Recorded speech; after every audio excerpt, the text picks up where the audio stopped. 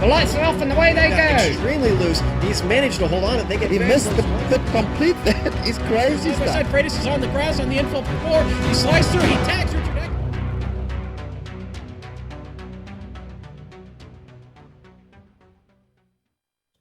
Names have been made at Silverstone. Ferrari won its first race here, Nigel Mansell pulled his infamous juke in the 80s, and Lewis Hamilton revealed his incredible wet weather skills to an adoring crowd. But today, the drivers on iRacing will face off against one another to see who has the chops and the tin tops as they tackle a grueling 3 hours on the track. We'll find out who will stand on the podium as we get ready to watch round 4 of the Blancpain Endurance Series qualifiers live on the Global Sim Racing channel. Hi, I'm Joe Peak. With me in the booth today is Samuel Ryman and Brian Yazik. Behind the scenes is our director Amjad Yaman, and he's using cameras provided by Dougie Beard. Sam, it's home to the British Grand Prix, but Silverstone has seen its fair share of sports car legends hit the pavement. Tell us about the circuit. Absolutely, Joe. We've seen plenty of great races on the Silverstone circuit in a variety of cars. I know at the Global Sim Racing channel we've seen plenty of exciting Mazda MX-5 races on this circuit, whereas in the real world we saw the 2015 FIA World Endurance Championship kick off its thrilling season at this track earlier this year, and we would like to congratulate Mark Webber, Brandon Hartley, Timo Bernard and Porsche on their championship yesterday in Bahrain. Back to Silverstone though, this is a bit of an outdated version of a track that was last used in 2009, but many people actually still prefer it over its modern day configuration. This is a 3.194 mile circuit, that's 5.14 kilometers, with 17 turns, and it will be a 3-hour race. It is one of the faster Grand Prix circuits with a lot of long straights, but it also still has plenty of twists and turns along the way, as you will see now in our GSRC lap guide.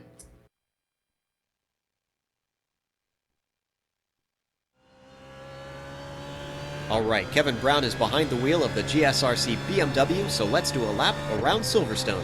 We're coming up to the first corner of Copse, and though it's a quick apex, there's plenty of runoff, so the worst you have to worry about when overshooting is an incident point.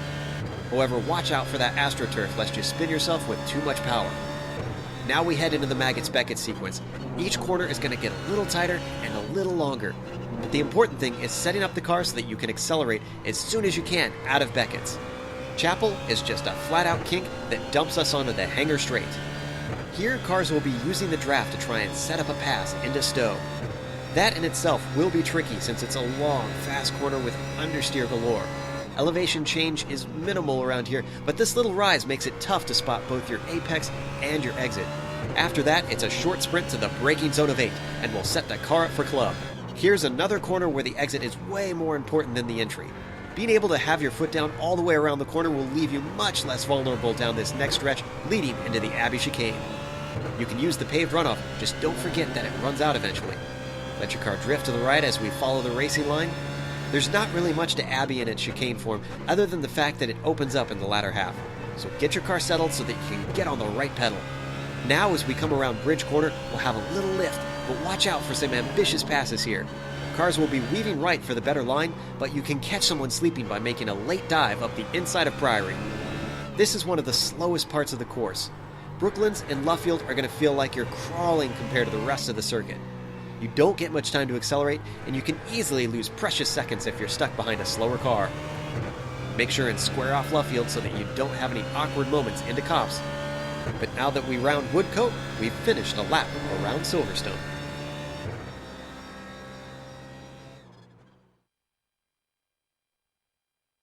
So that should give you a good idea of the speeds that these guys are going to be doing around here in these GT3 cars. For those new to the iRacing Blancpain Endurance Series qualifiers, this is a team event, so drivers will need at least 2 drivers, or teams will need at least 2 drivers, excuse me, in the car throughout the 180 minutes that they are going to be out on track today.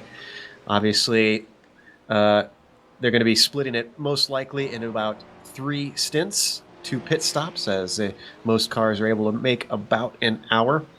But we expect to see 2 or 3 person teams out there for pretty much every team today.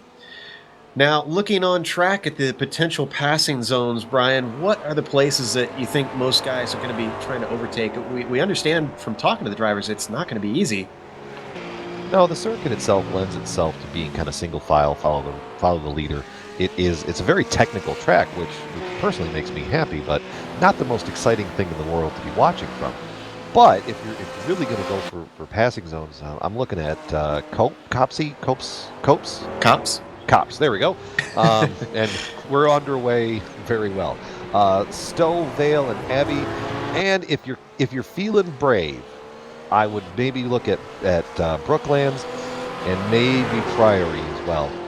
Both very close corners, tight knit racing in there. You can do it if you're brave, but I have a feeling that those two corners will also be our most contact corners.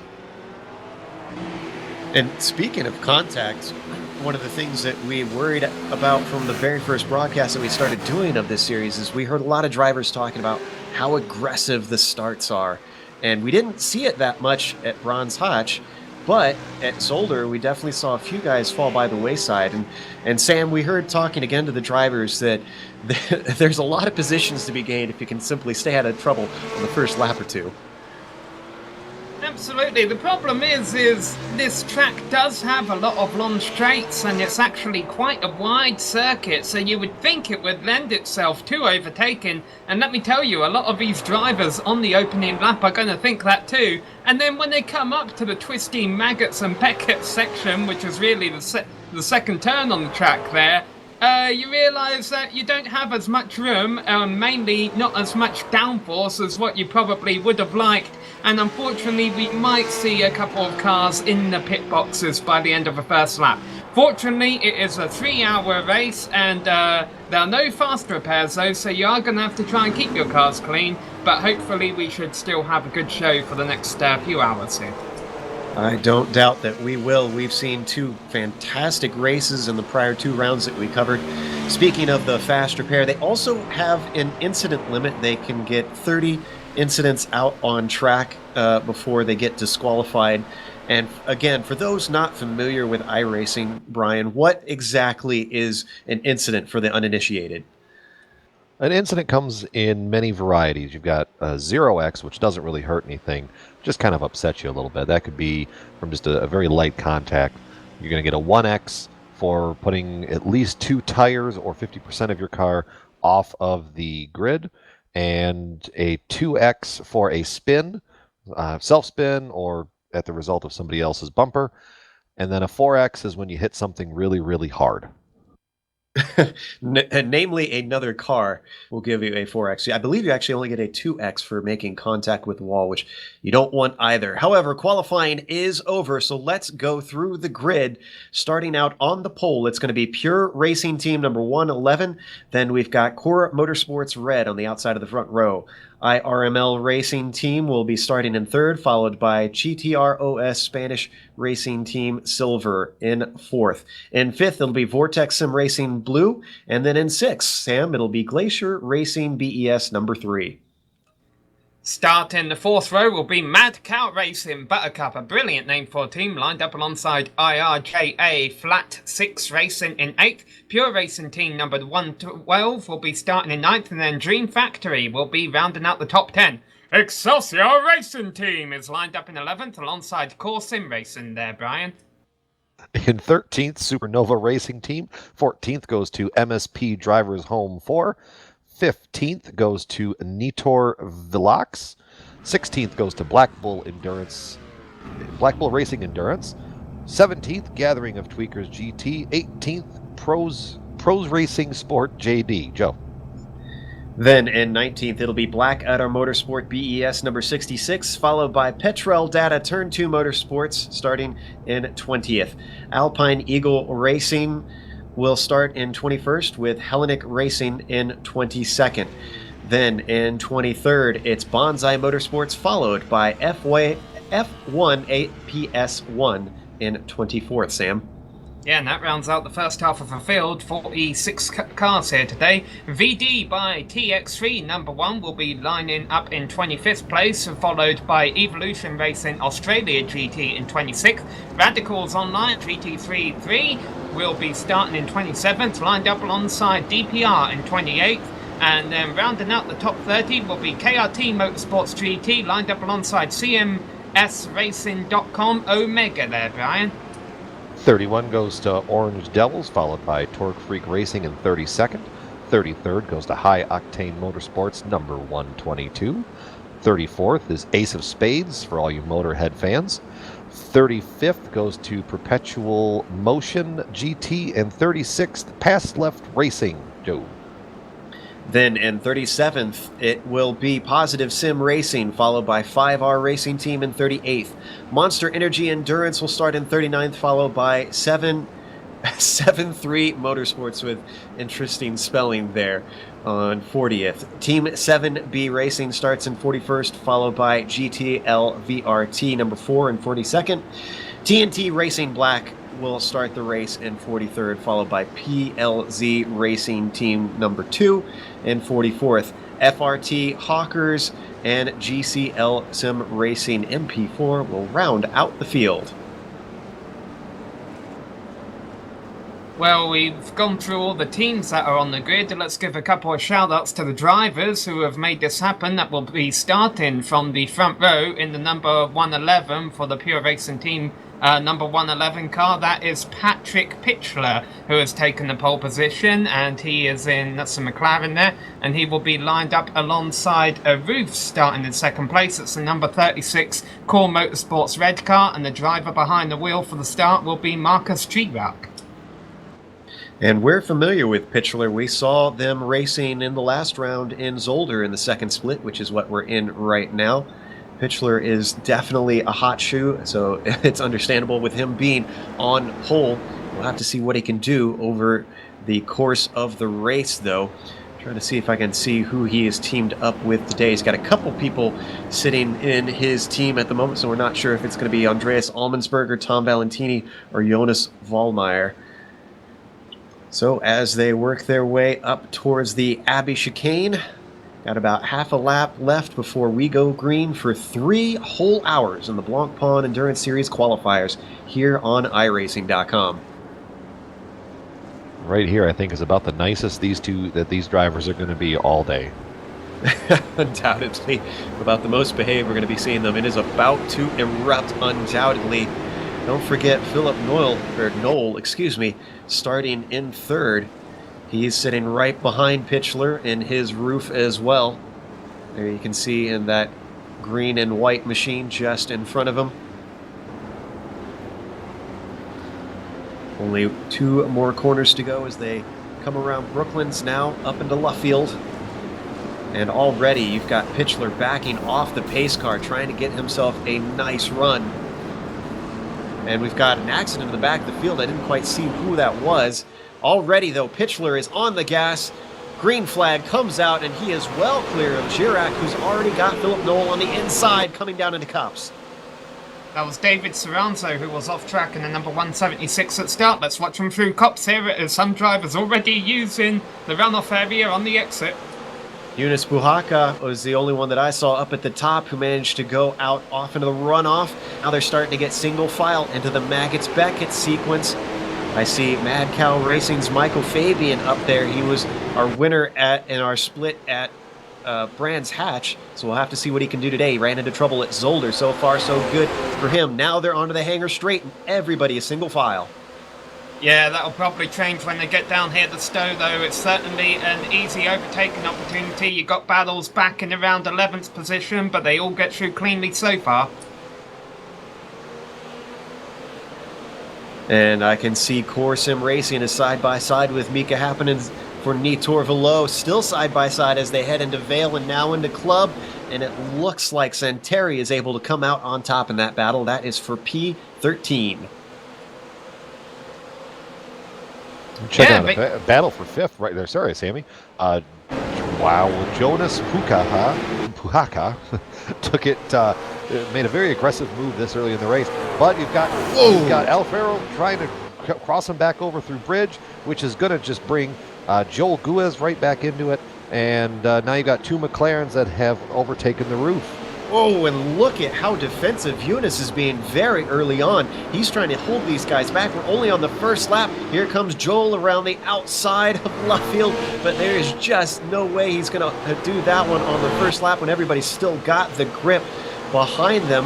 They do have Alvaro Ramiro still keeping watch in the popcorn position. He's got a good run coming out of Woodcote down into Copse, and still Eunice going very defensive. I'm surprised he's being this aggressive. He's almost chopped off drivers a couple times here. I think maybe they didn't quite get the memo. Oh, contact! And Joel is off trying to come together. We got more contact behind him with the same car, this time though with Florian Voigt, and he hits him again for good measure, and that makes everybody scatter. Michael Fabian taking to the runoff, coming back on. 3 cars into the wall down the Hager Straight. Some of them turning over and over on their lid. Alvaro Ramiro was involved with that. Who else was in there? Jason Girard. Thank goodness they did not come back out on the circuit, because every car had their foot planted for that long Hannah Straight there. And that was and there's more trouble down in Stowe. Nothing as big, but Mika Hakkinen was involved in an incident. Here's a replay of the first one. And you can see that was all kicked off by the two of them coming together in maggots that sent one off, and then he tried to recover, get back onto the tracks, and everybody scattering, and 3 wide coming out of Chapel. They're just not everybody was aware where everybody else was, it looks like. And we have 3 cars in the pits trying to get repairs. We got the number 76 roof there, the Tros Spanish Sim Racing Team Silver. We got the Dream Factory McLaren, the number 3 car is missing its hood. And we got the Excelsior Racing Team number 44 roof is also down there. And that is Jason Girard in the car, it looks like, right now for Excelsior. We're familiar with Jason, a very good driver. Sad to see him out so early. But there are our top 3. Still Patrick Pitchler leading away, with Philip Knowles still in second, and Marcus Girac has lost his second place early on, but is keeping touch there in the last podium spot. Big loser in all of that, besides the guys that ended up into the pits and into the wall. Michael Fabian, Mad Cow Racing Buttercup team, that he went through that, started the last lap in P8 and fell all the way back to P20. I don't know how damaged that car might be, but definitely a big loser in this. There you can see them chasing the Petrol Data Turn 2 Motorsports McLaren. Brian Stroud back in that car currently, starting them off. Now, interestingly, I'm looking, and Yunus Puhaka, who, remember, was going extremely defensive on the first lap, he's the one that has come out with everybody behind him falling off. Just out in the clear, he's only got Florian Voigt behind him in the Pure Racing Team 112. And otherwise, he now has nobody to defend against.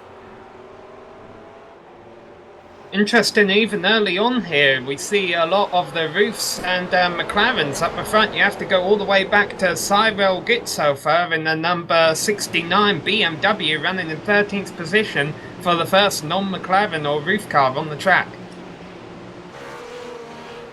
This being a little bit of a faster track, I'm guessing the BMWs might be slightly disadvantaged in some sections. However, there's a lot of twisty bits, so I should think that they have a few opportunities. Ahead of him, though, we've got a battle going on between Julian Grunestel and Alvaro Sanchez Ponch. And down into Brooklands, it looks like Julian might have it. Yes, he does. Moves himself up into P11.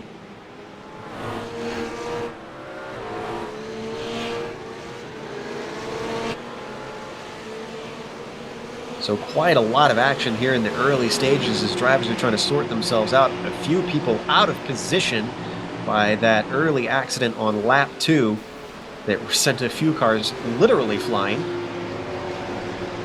I think they may have just transposed the total time. Instead of seeing 3 hours, I think they all saw 3 minutes. I mean, they're certainly driving like it. Absolutely. We saw some fantastic racing in the first couple laps here, and it's surprising for a 3-hour race to see the kind of action that we saw. It's fantastic. Speaking of surprising, we're right in on board with Patrick Rail, but I want to jump back to Brian Strodbeck, who's managed to get back past Michael Fabian, who had overtaken him a little bit earlier. Fabian's going to look to the inside, down into Stowe once again. Strodbeck, however, is driving like it's a 3-hour race and lets him on through. Could get the over-under, though. He gets a great exit out of Stowe. Fabian defensive down into Vale and takes the apex, so it looks like that move is now done. I was going to say, Fabian, we know, is a very fast driver, so I was surprised that Strodbeck had managed to get back past the Mad Cow Racing team. And it's funny that you point them out, Sam, because they've become a bit of a favorite up here in the booth. They know how to have fun with the name of their team, that's for sure.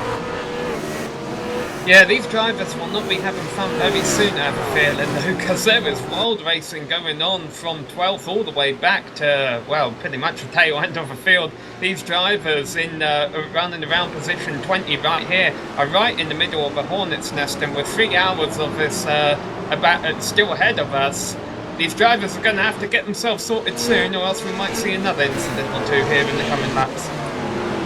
Yeah, it's a long race to go. Guys are going to want to get themselves a little bit of track space and settle in. We're following 21st Roberto Zini for DPR.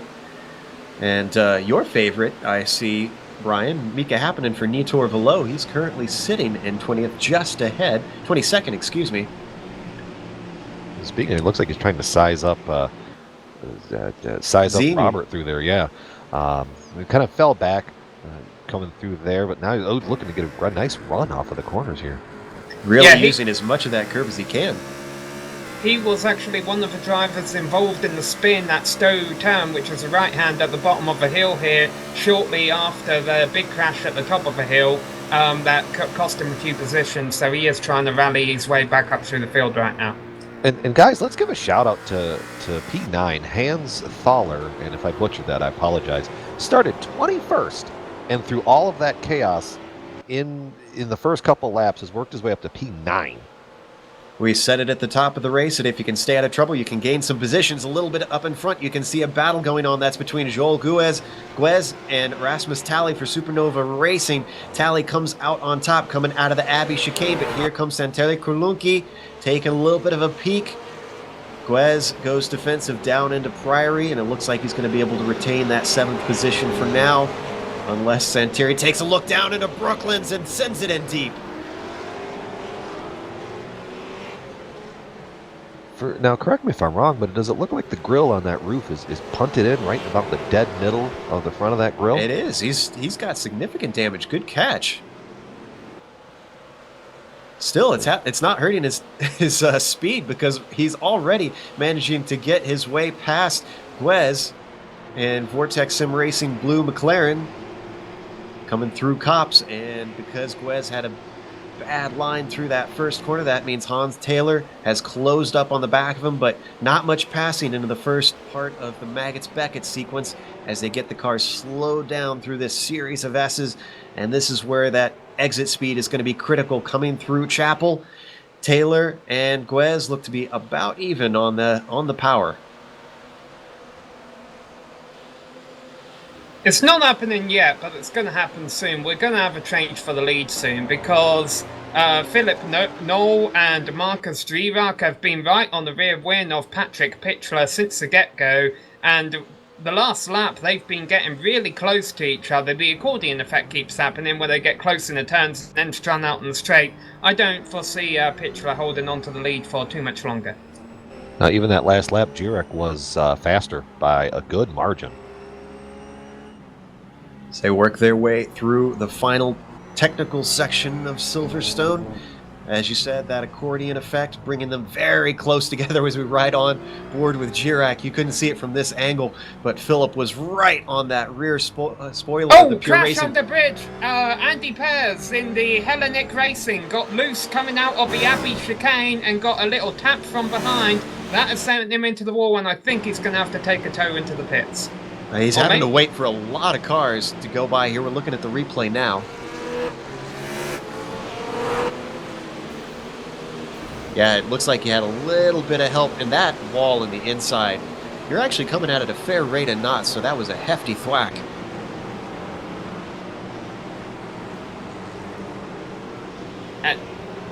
Yeah, now he's finally getting going again. The leader's coming up on Hannah Straight, which I think is the best place really for Knoll to make a move.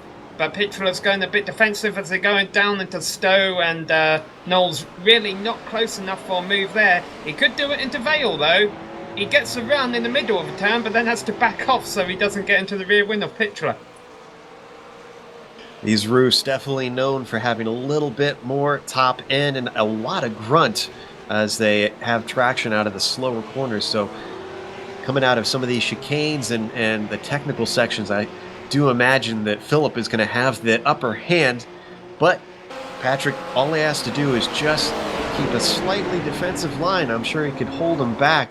As we heard, it's very difficult to pass around here in these GT3 cars, so he can make life difficult for IML Racing if he wants to.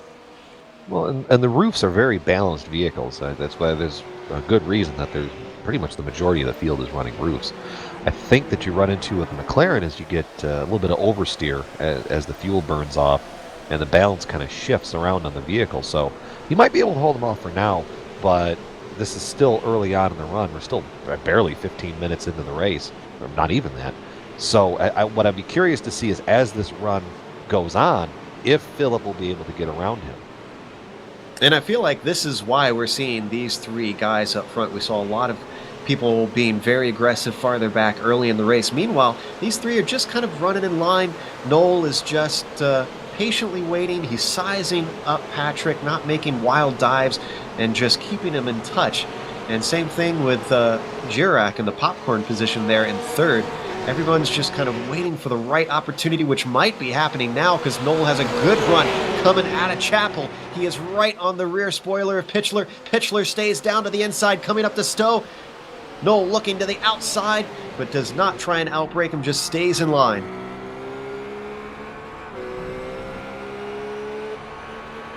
Everybody falling in line up into the Abbey circuit. Oh, not quite falling in line. Oh, wow.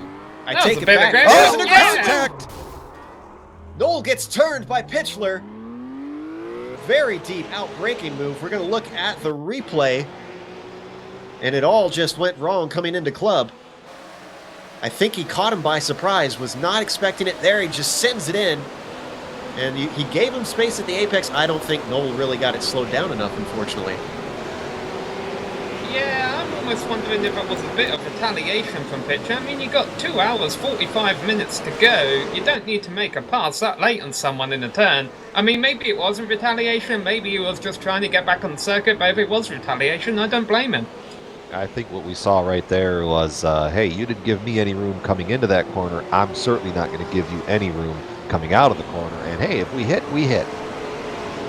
Yeah, he had to take all the way off the track, did Patrick Pitchler, into the grass to try and keep from getting hit on the first part. They might have actually made slight contact even into there. Still, that has promoted Marcus Girac in his second and right on the bumper of our leader, Patrick Pitchler. And don't count out Noel. I don't know how much damage he is. He's still in third, and he's only 2.5 seconds back from our top two. So depending on if he's got the pace, he could still get back in this fight. I have a feeling we won't see Girac trying to make a move into Vale. Go ahead, Brian. I was going to say, didn't mean to cut you off there, but here at GSRC, we always talk about the popcorn position, and Marcus was in the popcorn position for a number of laps, sat back and watched it all happen, and said, hey, I'll just come up here to third or second now, and we'll see what happens. For those not familiar, that was coined by, I believe, Marcel Seidel from the Absolute Beginners League.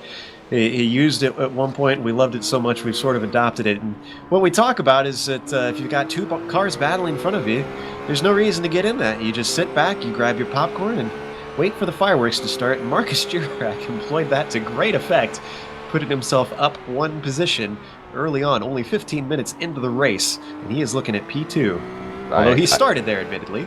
I actually won a race this morning on iRacing, being in the popcorn position as the two leaders washed out going into turn one. Sometimes it pays to be patient. I thought that Philip Noel was going to be patient, but decided it was time to go when he saw a chance.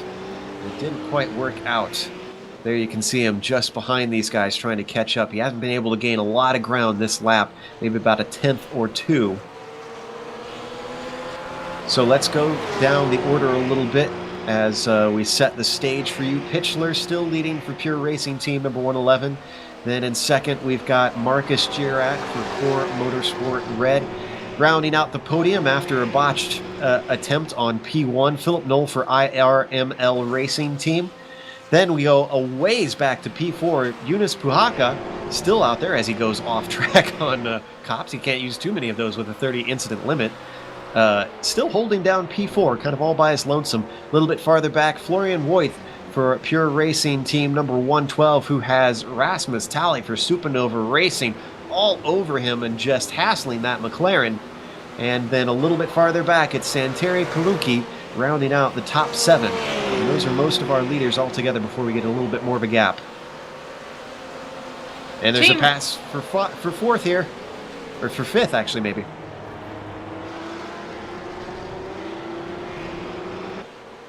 We're going down the Vale now. That's Rasmus Tally. There he goes, down the inside. That's not as late, but he still doesn't have a job done yet. He still doesn't have it done as they go through club. And trying to get the traction down, I said these roofs have it very well coming out of slow corners, and Vale is a slow corner. And look at Rasmus really power around the outside, doing a great job, stays defensive down into Abbey, denies Florian the apex through the chicane, and he finally is able to come out on top to get himself into the top 5 for Supernova Racing. Meanwhile, a little farther back, we're getting information that Fabian has worked all the way up into P15 after he was set back earlier in the race. He's definitely taken that Mankel Buttercup car and moving it through the field. Already we get groans from our director for that one. That might be a record of the quickest pun, 19 minutes into the race. There we go. We got to save a few. We can't blow them all now. Meanwhile, Joe, you were asking about Philip Knowles' pace because there was contact twice between him and Patrick Pitchler. He actually just ran a fairly decent time of 1:48.1, which was a few tenths faster than the running duo, although granted they might be a bit off a pace because they're worrying about each other a little bit rather than their own race. So Philip Knowles definitely still in this scene, and he is racing for the IRML racing team there in 3rd place. Now, Sammy, what's going to be interesting is when Philip gets back up there. Because I have a feeling that if we didn't see any give and take the last time, we're certainly not going to see it this time. And you have to think he's also driving mad. I mean, Joe knows that I'm worth a solid 2/10 when I'm really mad. But I'm almost wondering if by the time he gets up there, because he's only approaching slowly, I mean, he is over 2 seconds back right now. If it takes him a little while and he only has 20 minutes to the end of his stint, does he just run behind them and try and jump the leaders in the pits? Try and avoid confrontation that way. Well, if he's got a crew chief there, he might be getting in his ear and suggesting that, but we don't know what they've got up in their pit stall at the moment. Meanwhile, just a heads up a little farther back, Alvaro Sanchez Ponch just overtook Marco Luca Abate. That was for 11th position. That was going into Vale. Those guys still very close on track, and in fact, Marco is under threat from Cyril Gitzhofer behind him in 13th.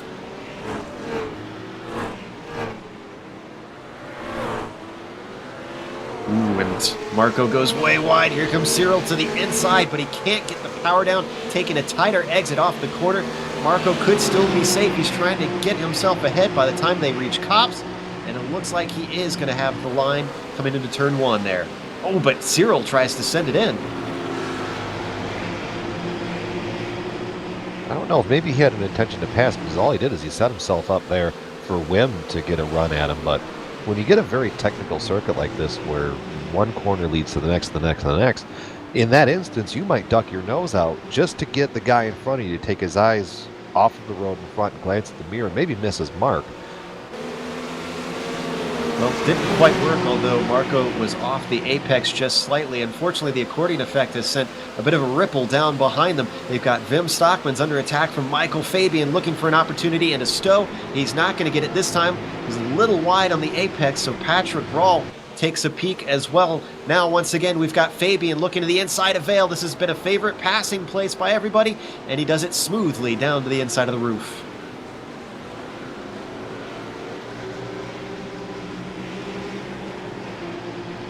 So up ahead of this all still is Marco Luca Abate, who's dropped way back from Alvaro, who passed him only a lap ago. Clearly he had the pace over Marco. But we know that Abate is a fast driver. Now, we haven't seen as much of him in these GT3 cars. We're used to seeing him and a Mustang in the Continental Endurance Sports Car Series, which just wrapped up its season. And Marco was, in fact, crowned champion there. So he's got pace, he's got consistency, but we'll see how he does with cars a little bit more downforce and a little bit more oomph.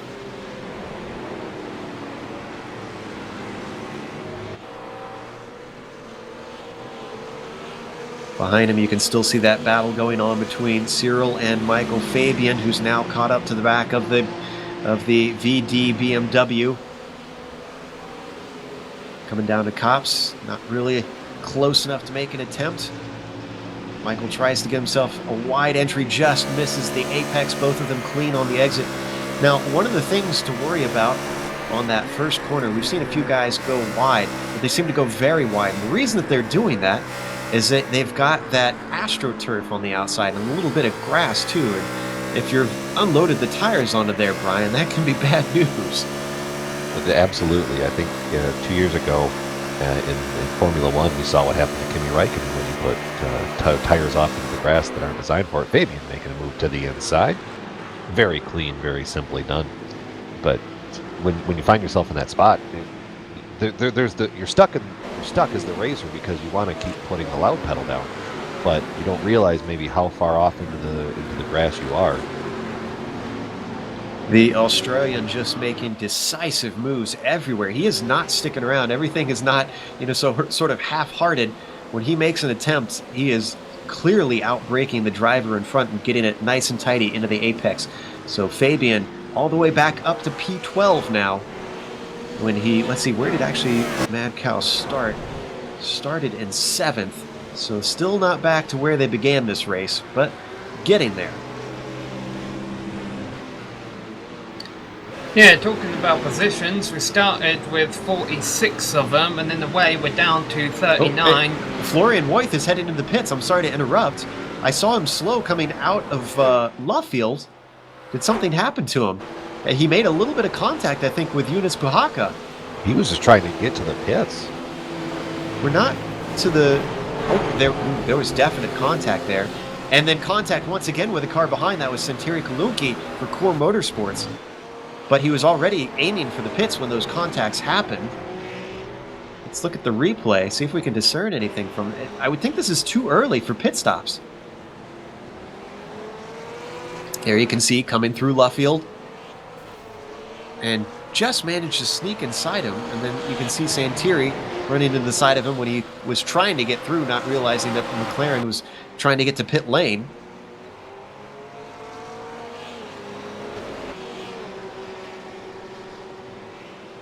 Here we still see Kulunki sitting in 6th, trying to work on Yunus Puhaka. You mentioned earlier he was all by his lonesome, but that is not the case anymore.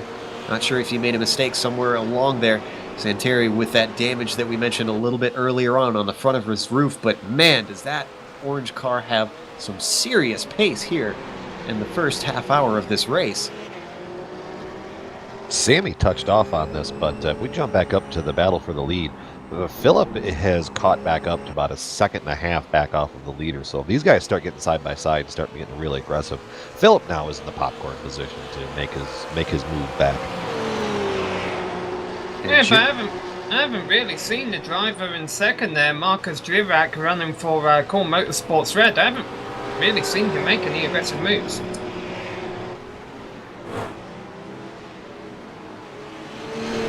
And apparently Tally had a spin. Is that Rasmus Tally? Oh, excuse me, Hans Talver. Wrong car. We're going to look at it here. Got tipped from behind by the roof of, I'm not sure which team that was actually. I was coming through Brooklands. Oh, there is a battle for the lead.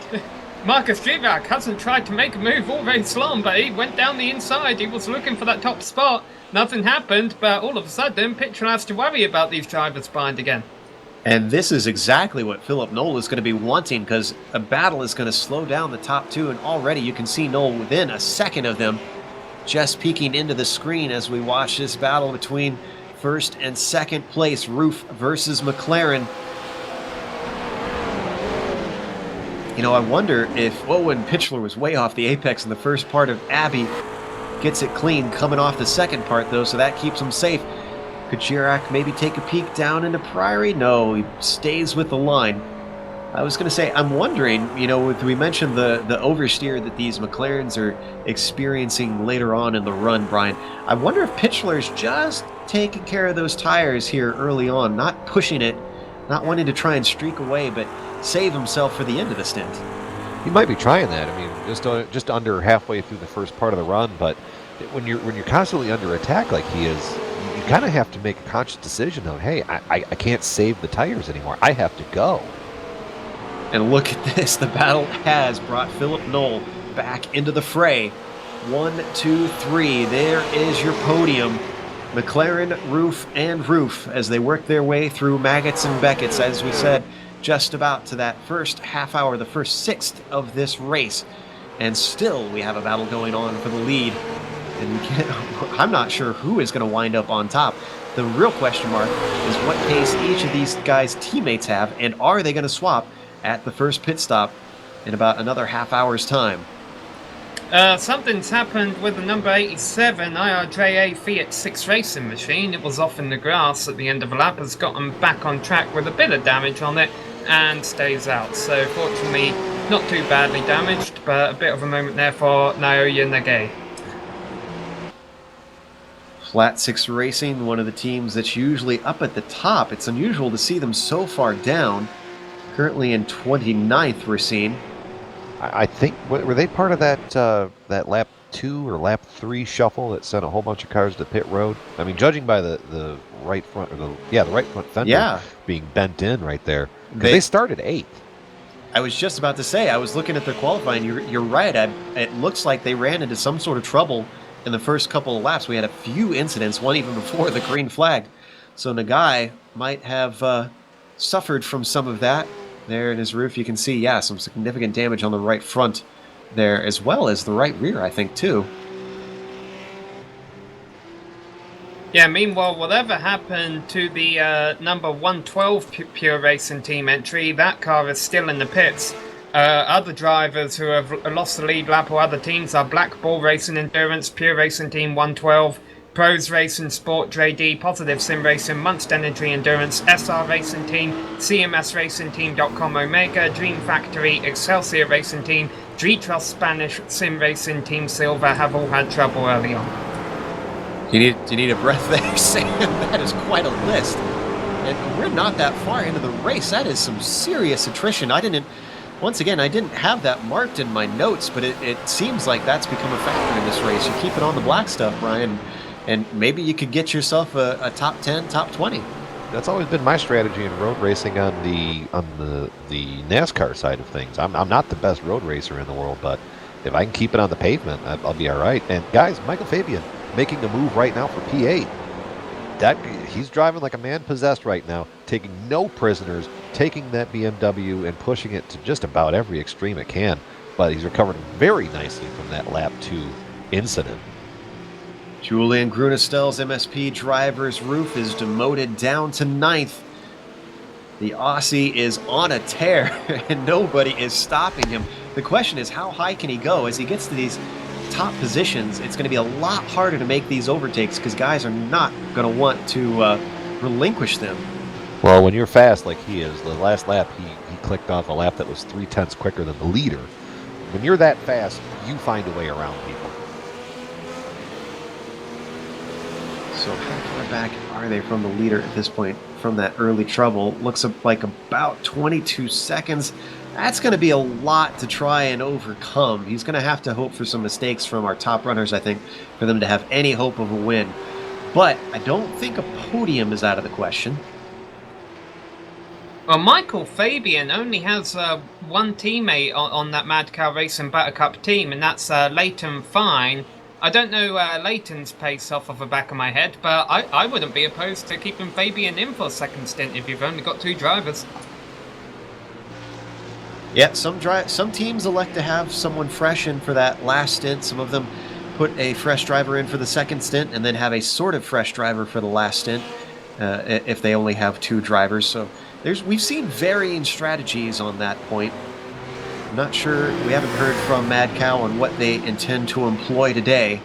as once again he finds himself on that hangar straight. Next on his list, going to be Daniel Arujo for Black Bull Racing Endurance. And by the way, this is the only BMW in the top 10 right now. Tells you the kind of pace that this team has.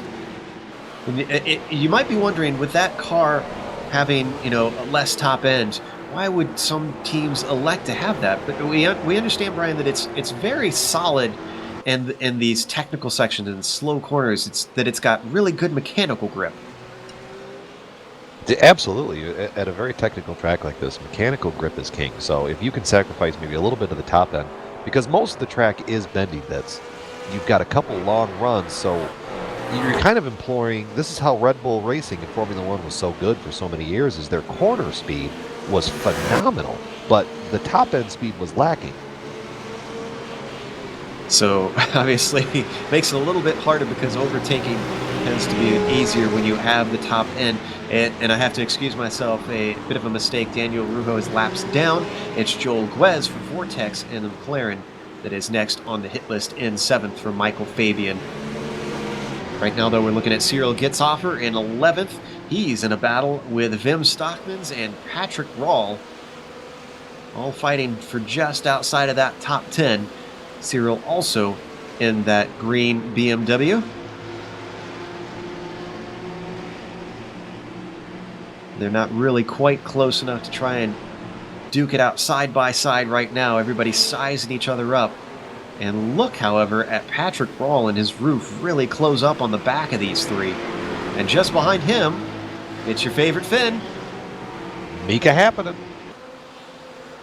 He could get right up in this battle as well. Remember, he was sent back with early problems on lap 2 up into Stowe. Cars ahead entering that corner now. Nobody making any attempts. Everybody closing up from the accordion effect. Let's see if we see something from Rahl down into Vale. He's getting closer. A little bit too far back. But that spot has been a real hot spot today. I had marked it as a potential passing zone, but I didn't expect so many cars to be trying to use that as an overtaking place. Some of it have used it more effectively than others. In not such controversial methods is what you're implying? Man, look at Patrick Rahl, just really not afraid to get right up on the rear bumper of Wim Stockmans. They can't quite find any way through as they work their way through Priory. Doesn't get the good exit down into Brooklands. Sometimes a place where you can sneak that pass in, but not today.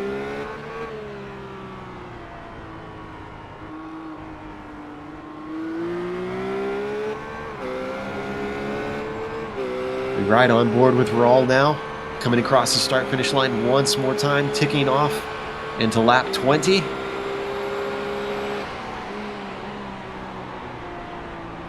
So unfortunately, sounds like we have one of our drivers ready for interview from Excelsior Racing. Now, I'm kind of holding on this for a second because I'm not sure if we're going to see a move on Wim Stockmans by Rahl. And already Mika Hakkinen, you can see, is closed. He could be doing some overtaking here soon, so let's hold off on Jason. We'll have him in just a second. Let's see if anything starts to erupt here with Hakkinen sitting in the popcorn position but behind these three cars in front of him. Meanwhile, there's been a change for second. Marcus Drivak has backed off down the run down to Abbey and has let Philip Knoll retake that second position. So now Knoll is once again behind Pitchler. That didn't end too well last time. So he intentionally backed out of it? He let him through? Yep. Interesting. Hey, it worked for him the last time. Let them run through. Maybe they'll hit each other again. Well, the other thing that could be is in his mind he saw the move that he made last time and said, "Well, I'm not gonna make car contact. I got 2.5 hours to go. I'm just gonna let a faster car by and see what happens." Well, looks like this isn't quite breaking out. So let's talk to Jason. Let's pull him in and see what happened there in the early stages. I think they were involved in that spectacular incident coming out of Chapel.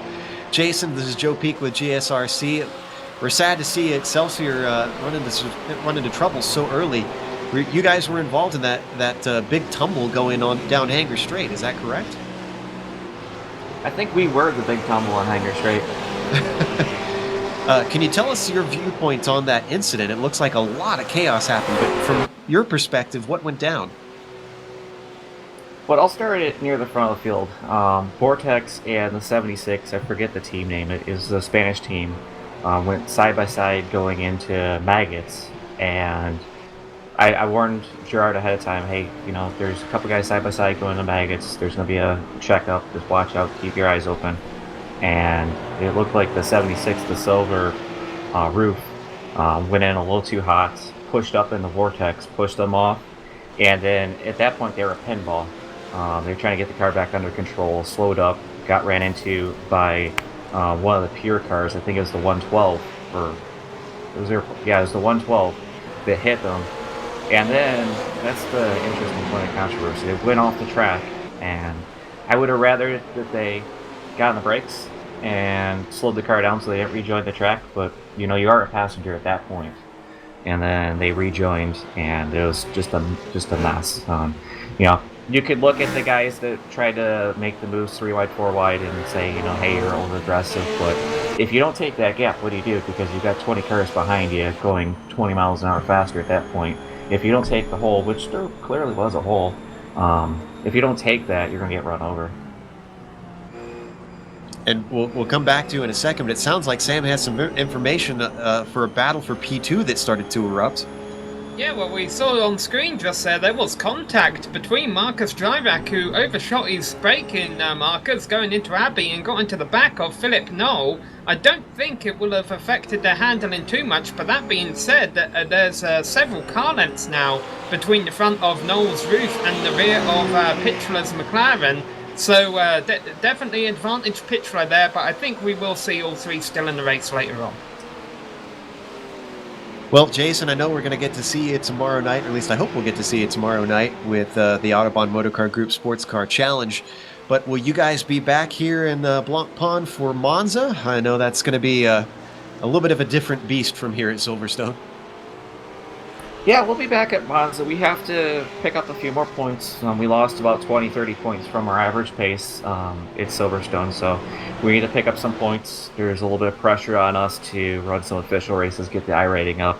It's going to take about a 4,300 iRating to get in the second split, maybe 4,350, so there's some pressure to go run official races, get that iRating up, and you know, if all the cards play out, we'll be in second split, and we'll be on GSRC on Saturday or Sunday afternoon.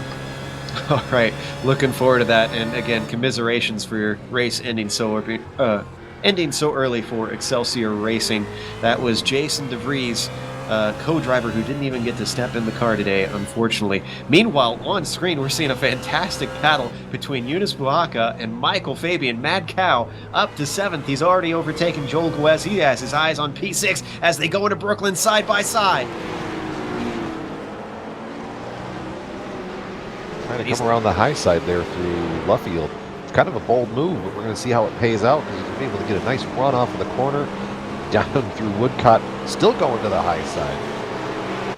Yunus trying to go defensive, but thankfully he had a little bit of room to try and get the power down as well out of Woodcote, almost getting in the back of that McLaren, ever so close, just off the apex behind them. Guez is thinking maybe I can get this spot back as these guys are fighting. He is just watching patiently from behind. Now they head through Maggots and Beckett's. And this is where Fabian's really going to need to employ the power of this BMW through these twisty bits and get on it. And he does, coming up the chapel. Got a great exit. But once again, Yunus going defensive down the Hanger Straight.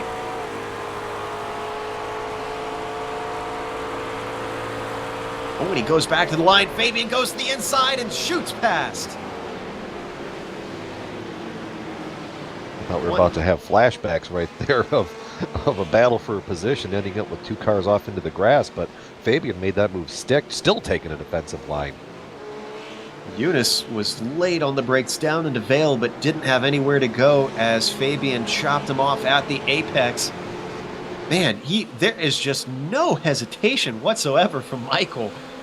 It is an impressive run, and what you have to admit, he was back positions through no fault of his own. So this is a commendable drive from the Australian. Yeah, great racing there by Max Verstappen. Michael Fabian, making aggressive moves to pass his way up through the field. However, now he finally gets some breathing room because the top 5 is all spaced out. Running in 4th and 5th place, we really haven't given these drivers a shout out. But Santeri Kalunki is running well in the roof there in 5th position in the Core Sim Racing number 12 machine, and running in 4th place is Rasmus Tarley, who really hasn't had any traffic to deal with for most of the race in the Supernova Racing team, the number 7 roof there. Yeah, and I think Supernova is having the race that everybody else has been wanting, but very few have had. There's been close racing through a lot of the field, and with an endurance race, you can, Brian, just kind of want to get your space, get a rhythm in, not worry about other cars, worry about your strategy. Absolutely, and Patrick's been trying to employ that, but the strategy is about to go out the window. If you look just ahead of him, he's got 2 lap cars that are going to be breaking up his line, which, depending on how he handles this and where he catches them on the track, that's going to bring Philip right back up to the rear bumper. Let's watch and see how this lap traffic gets handled. Unfortunately, he's catching them in an absolute terrible place because they're coming up to the slowest part with the shortest little straights here in Priory, Brooklands, Luffield, and Woodcote. So hopefully he's not going to be held up by David Soranzo. He's gaining on the back. I think maybe he's going to have enough room to get him by the front stretch and David to be able to actually pull over and let him through. If he does that. I was just going to say, we all know what proper etiquette is, but some of these drivers, I think, are missing pages out of that driver etiquette book. Well, we can't judge yet. We haven't seen what David does. And Patrick isn't on top of him yet. Now, there is some aero wash, but it's not significant enough, I think, to really be affecting him too badly in that McLaren. And there, he pulls over before Maggots, but unfortunately, it's going to make it awkward for Philip Knoll, who squeaks past and manages to get aside for Marcus Girac as well.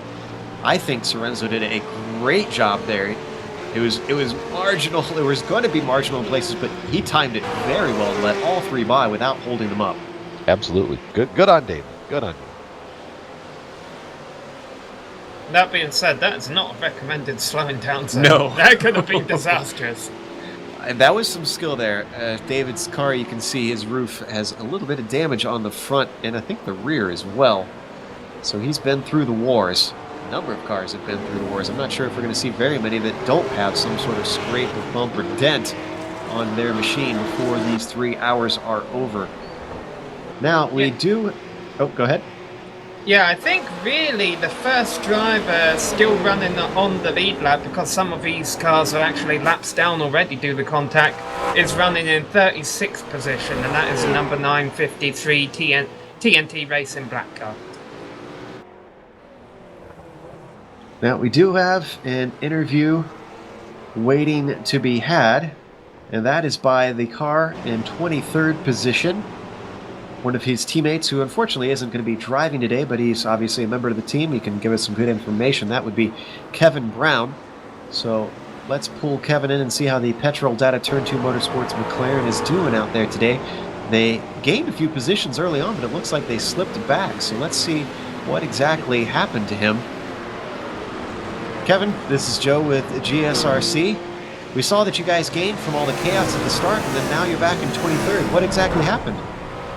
Oh, and I'm sorry, it sounds like there's a battle for the lead.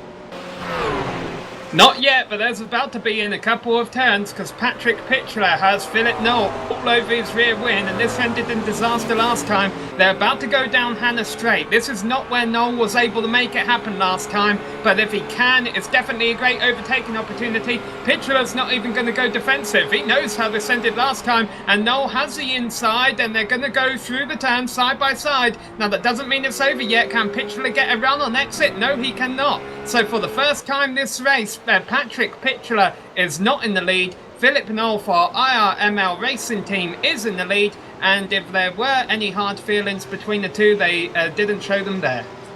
Yeah, I think Pitchler didn't want to mess with that since what happened last time that Knoll tried to make an overtake. Sorry about that, Kevin. That was a little bit of important matters we had to get to on screen there. So what exactly happened that sent you guys back after you gained ground at the start? Well, somebody decided to make it 3 wide on the first or last corner of the pace lap. Contact in front of our leaders. Sorry to interrupt. There was some big moving right there. Philip Knoll and Patrick really had to take a defensive stance there. There was 2 lap cars battling for position, and they made contact right in front of our leaders. That was Johan Szerzynski and Scott McIntyre. That was, actually, that might not have been for position. That was coming into Priory, and then you can see, unfortunately, it punted Scott McIntyre off. I'm sure he's not going to have good words on that. Speaking of not having good words, if we can get to Kevin Brown here. We just kind of keep stepping over him. So you were part of the pre-green flag mayhem that we just caught a glimpse of, huh? Well, I don't know. I mean, there was a roof on the outside of us in the last corner. He was gridded up about 4 or 5 spots behind us and decided to pass us before the green flag came out, and actually popped us on our left front corner. So we've been struggling with understeer in the fast corners, and Brian's really struggling with that now. So he's losing pace. So we were actually just having that conversation of, did we want to try and fix it in pit lane? And we're hoping that some repairs will try and pick us up, because we are off pace right now. That's unfortunate to see, especially with the list that Sam has read off a little bit earlier in the broadcast. There's a number of cars that have fallen out, so I'm sure there's some good results to be had. Still, with roughly 46 cars out here, 23 is exactly in the top half, so can't be too disappointed with at least being in the upper half of the second split.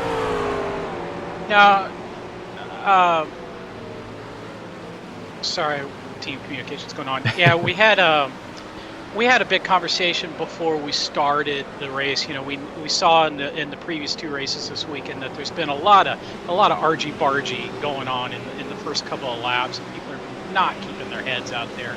And so we were really worried about that somebody was going to do something stupid. I think you guys caught a lot of that on screen. Was just, guys, just come on, and it's a 3-hour race. You can't win it right there. And unfortunately, we kind of got dinged by that, and now we had to pay the consequences. And the other car is actually out there running fine. So that's really salt in the wound right there. Yeah, it's always difficult to try and swallow it, but you guys have 3 hours to make up. At least it happened early on. So maybe we'll check in a little bit later, see what the progress is. We can see Stradbeck there in 21st, actually, now we're seeing on screen. So you might have you gained 2 positions? The car might be taking pit stops here. Yeah, I haven't got the foggiest idea what's going on right now. There's too many things happening to me. But yeah, I think we're right at the start where we can see people come in for their first stop. So we'll start picking up some spots there. So you guys are going to be busy for the next few laps, I think. Undoubtedly. Meanwhile, we need to get back to the battle for the lead, because Pitchler's trying to go around the outside with a lapped car, making it 3 wide through Vale. Knoll manages to hold onto it. They were putting a lap on Nicholas Fowler there, who was trying to dive out of the way, managed to get off to the side coming through Vale. They still got one more with Joachim Svensson for high octane to try and work their way past. But Pitchler trying to make an advantageous move there coming into the chicane using traffic. Yeah, that's because those lap cars have been battling, and that's what had basically checked those guys up, and the leaders were right on their tail, and that's how we ended up with that 3-wide set scenario. Fortunately, they were able to get themselves sorted out rather cleanly there. But a couple of laps ago, Joe, right when we began talking to Kevin, there was an influx of cars coming into the pits, and I don't know if they were short pitting or if they had damage, because we had several cars just come down into the pits all of a sudden, whereas it's been quite a quiet race out there recently. Well, one that did have damage was Yunus Puhaka's car. Brian, did you see what happened? He's been in pit lane for a while. Yeah, I was. We were kind of paying attention to it at the end there, and noticed that he was in pit lane for a while. He had, we referenced this earlier in the race, he got his rear tire off into the AstroTurf coming out of Club, maybe? I'm trying to remember where I'm at on the track here. Abbey, I believe, is where he had his problem. Got it really wide, hit the AstroTurf, and then it was a tank slapper from there and into the wall very hard. Well, unfortunate to see. Despite a little bit of aggressive defense early on, he was doing a great job holding onto the top positions. Meanwhile, we have to go back to one of the cars that has given us the most action all race. Michael Fabian from Mad Cow might crack into the top 5, looking to try and overtake Santeri Kulunki down the hangar straight. He ducks back into line, though, not having enough top end to get past that slippery roof. He's coming up to his favorite spot, though, right here, making the inside line. No, not good. Tuck back in line. Just stuck his nose out, let him know that he was there. He had a great exit, but wasn't close enough. I think he knows that it's going to be a little bit harder going. He can't just try and dive up to the inside at the last minute on these guys. It's going to have to be a little bit closer for it to work under the brakes. Now as they go through Abbey, once again the roof with that great traction out of that slow corner. Yeah, this run by this Mad Cow machine has been utterly incredible to watch. It begins. Now through the technical section, we see the power of the BMW staying right up on the rear spoiler. Fabian sizing him up, seeing where he can try and find a chink in the armor. Maybe find an opening. Nothing doing here, coming down to Cops as he drops back a little bit. Fabian's drive back up from 20th position has been nothing but astonishing. He's milking every ounce of everything he can get out of that car. Closes it once again. Now let's keep our eye on this because I think something should happen down Hannah, but we are beginning to see scheduled pit stops by cars on the lead lap. The MSP drives home 4 the machine has just came into the pits. They might have some help too. They've got Scott McIntyre for TNT Racing Black just up ahead of them. He's a lapped car. We'll see if he causes a little bit of a headache. They're closing in once again. Fabian, this is where he got good traction last time. He looks to the inside, and Scott pulls off to the side. Unfortunately, catches both of them out. Being offline, they have to take a dive, and I think that just spooked Fabian a little bit. And he backed out of the move when he probably could have tried something if he wanted something desperate. But we are only an hour into this race. He's still got time to try and overtake. Poor Scott was trying to get out of the way, and he realized he was in the wrong spot, so he dove back across the track to get out of the way. And Fabian's giving him a little bit of a chewing on the radio there. An Australian voicing their opinion over the radio, you don't say? No, never. So let's give you an update on what the picture looks like up top. Philip Knoll is our leader. He overtook P1 some laps ago. Patrick Pitchler has dropped back just a little bit. He's about a second and a half behind Knoll in second place. Marcus Girac has dropped back significantly. He's now almost 4 seconds behind our top 2. So he was holding on in that draft earlier on, but apparently the car is not doing so well at the end of the stint. Then back and forth, Rasmus Talley almost 8 seconds back from Girac, but as we said, kind of all by his lonesome and running a quiet race just outside of the podium. Santeri Kulunki will round out our top 5, another 10 seconds back.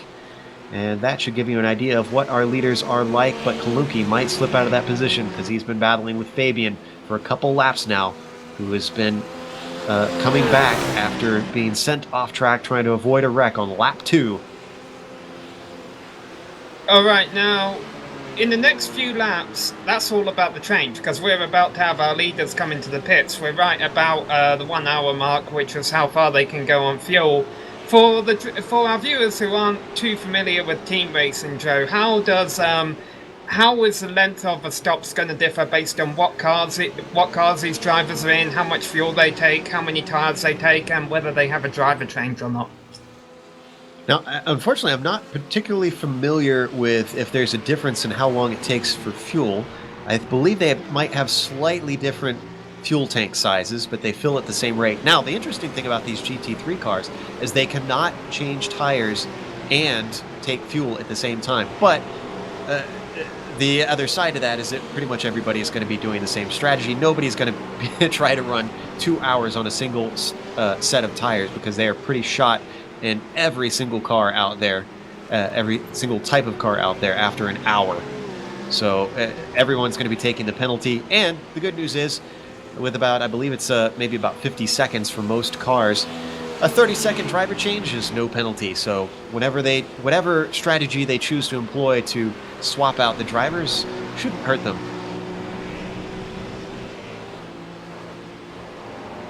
Oh, yeah? I'm still just amazed at this battle. Fabian is like a rabid dog, just not letting off of the bumper of Santeri Kalunki there. He is absolutely, speaking of rabid dog, he's really hounding him, just really putting the pressure on. Now coming down the hanger straight, he's got the draft, he's very close in behind him, but the good traction of that roof, that good top end is keeping him from able to make an attempt. Did they make contact? He closed in. And coming off the corner, he's very close. I don't want to go to replay quite yet. This is the closest he's ever been down into Vale, trying to outbrake him. Santeri doesn't deny him the apex. He gives him space, but it switches back, coming through Club, and he's going to have the inside. Kalunki for Core Sim Racing is going to be able to hold on to that P5, but only just. Joe, the two cars behind them just wrecked. The drivers running in 7th and 8th position, I believe they had to crash. Which drivers was that?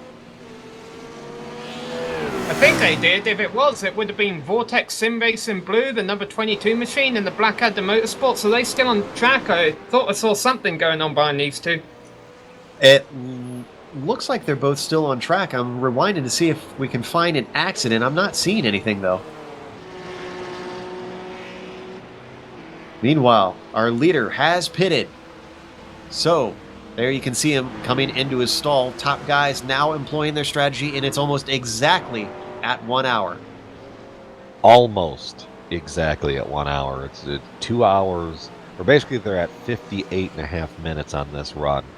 That's, a minute and a half doesn't sound like much. That's pretty much half a lap around here. Or no, not half a lap, 3/4 of a lap around here. So, this is just something to kind of keep an eye on as the race goes on. We're getting a little bit of information. It sounds like Barriclow and Faggy were the ones that wrecked each other, so they might have been laps down. But let's get back to P5, because here comes Fabian once again, and Santeri going defensive down into Stowe. This time, though, it looks like Fabian's got the outside, and the traction on that BMW is superior, as a huge bobble from Kalunki costs him the position. And finally, Michael Fabian has cracked in the top 5, although now it's P4 with our leader having pitted and given the stop position over to Patrick Pitchler.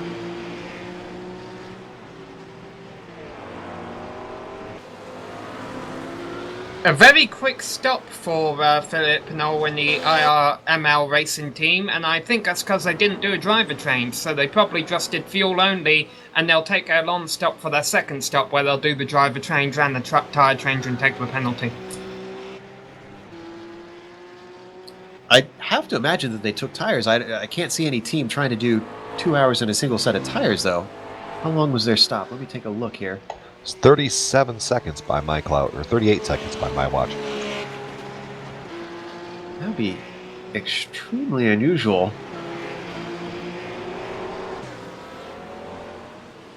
We'll have to see if we can get one of their team members up here talking to us.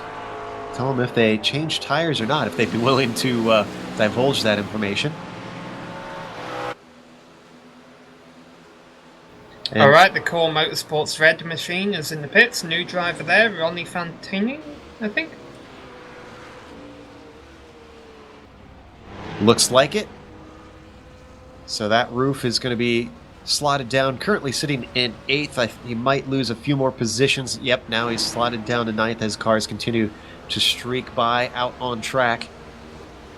And a small correction, the driver change will not affect the length of the pit time, since it only takes about 30 seconds, so Noel's team did not really gain anything by keeping him out in the car. However, it's obvious that he's got the pace, so this might be a good choice for them. And this is where it's all going to get mixed up, Sam, is when we've got different drivers in the car. We saw what their pace was on average over the length of the stint when certain people were in the car. But when you throw someone else in, that's going to start to shuffle things up. Yeah, well, look at the difference in pit times based on strategy here. Philip Noel is going down the Hannah straight, Well, he was only a couple of seconds ahead of the Core Motorsports Red machine when this all started, but now Ronnie Fantoni is, I don't know, about 15, 20 seconds behind because he's just entering Hannah Straight, while Philip Knoll is actually going into Vale.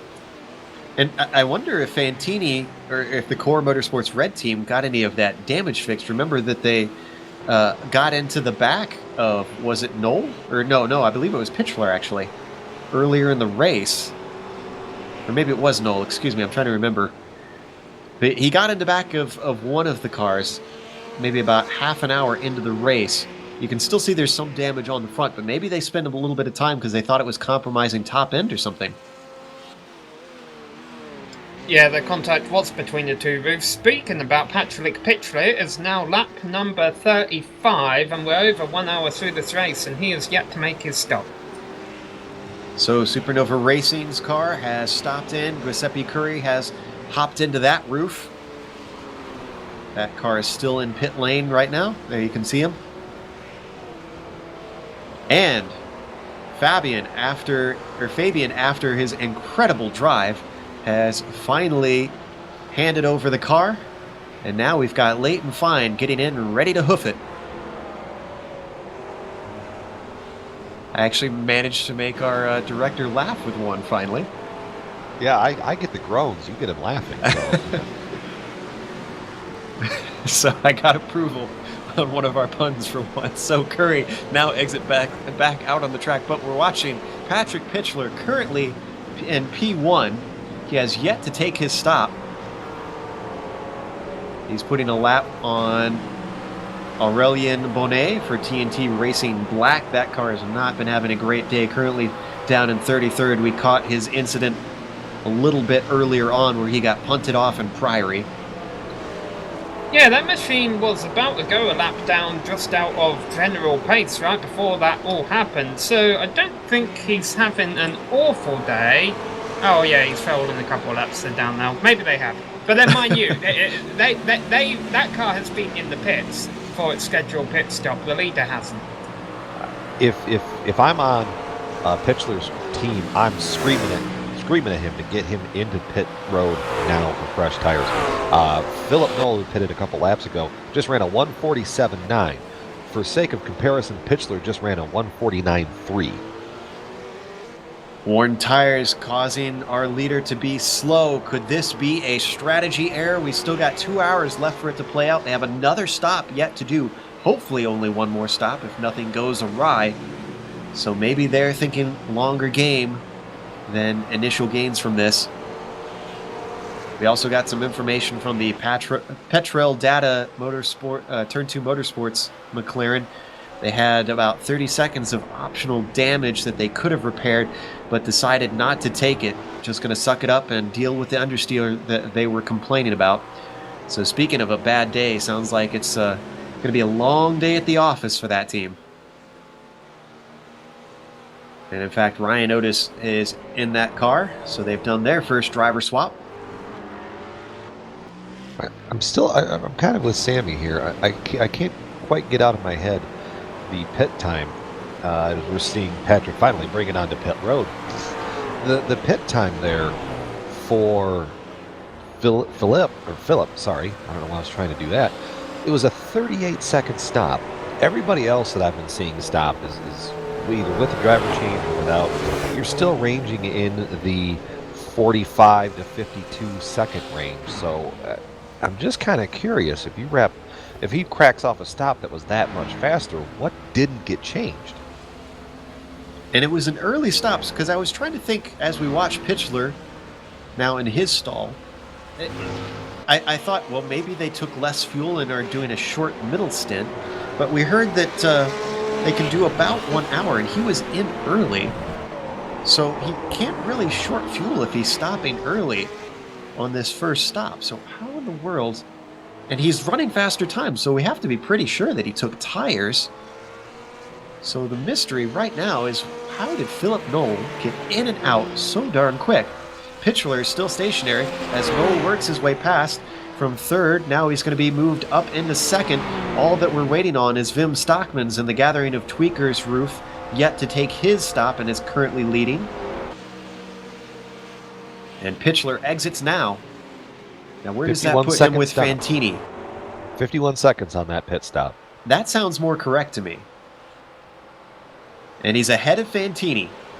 Looks like he's going to have about 5.5 to 6 seconds over that car that is currently in P4.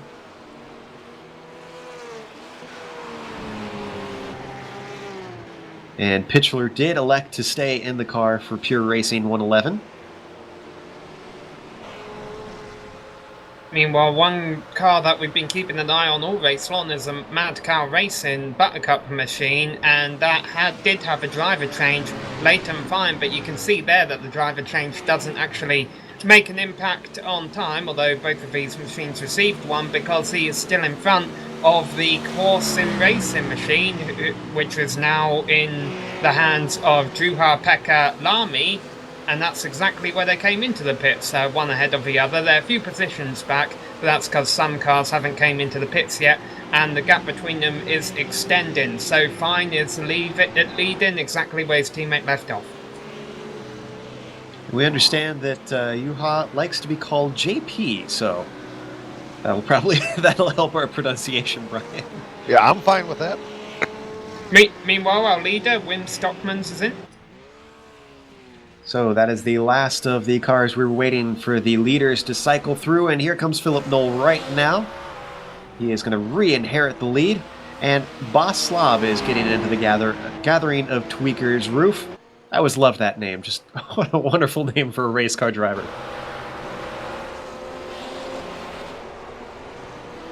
You know, even though, yes, the number 6 machine had a very quick stop, I also think that the gap we saw, why it was so huge, is because it looks like the Core Motorsports Red machine didn't have too much of a hot stop in itself. Ronnie Fantini is currently several seconds back of the Pure Racing Team number 111 machine, which will resume in second.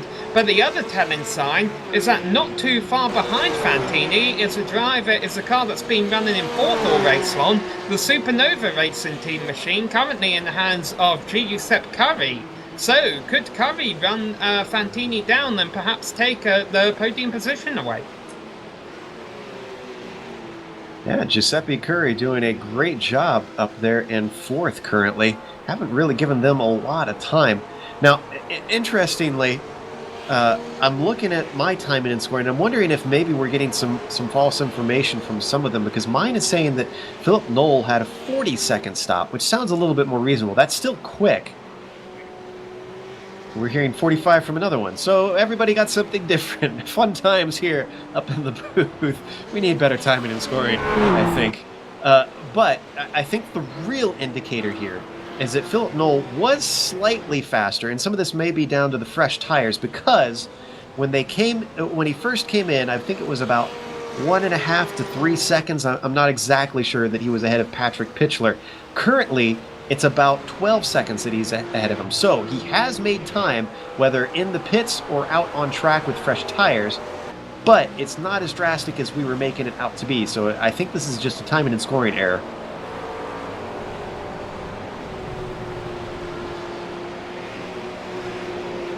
We get that in this big-time auto racing world every once in a while. I think we'll need to get Sam a name pronunciation book, Brian Yatzik?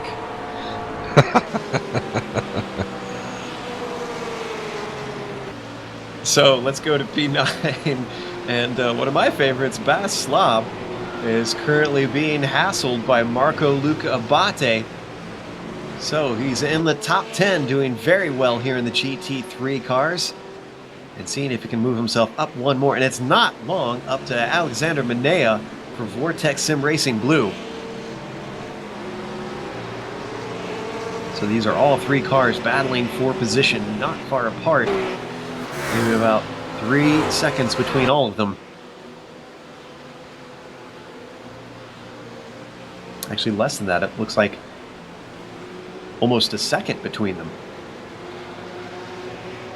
And the car ahead of them is a lapped car of Anthony James. Just looking at this, we don't have to jump to this on camera. I was talking about the lap time that Philip Knoll was running versus Patrick Pitchler. Because of the swing of pit stops now, Pitchler is 8 seconds in the rear, 9 seconds, depending on where they're at on the track, behind Philip Knoll. So those couple laps, maybe it was a short pit strategy, come to think about it, that Philip was able to run on a clean track with fresh tires. It really stretched out the gap. Certainly did. I'm willing to bet that your call on that, noticing the differences in lap times, is really where most of that gap came from. Meanwhile, we ride on board with Marco all over the rear spoiler of Baslab.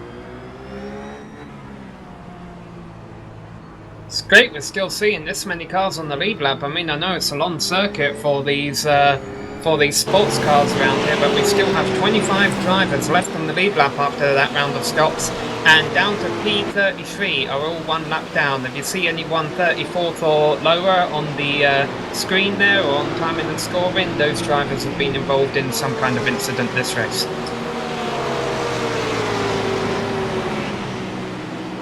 So attrition still is a factor, though, but we've seen a lot of our leaders really just holding steady. We still watch Baslab and that black, red, and yellow roof. I really love that paint scheme, actually.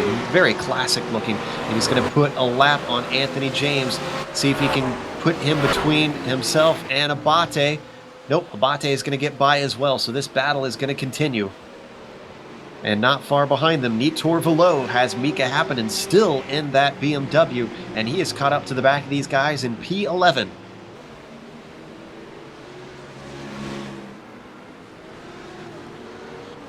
I think we're seeing a very patient Marco Abate, just sizing up Baslab, looking to see where he can get them. They're both in the same type of car. No advantage to be had there.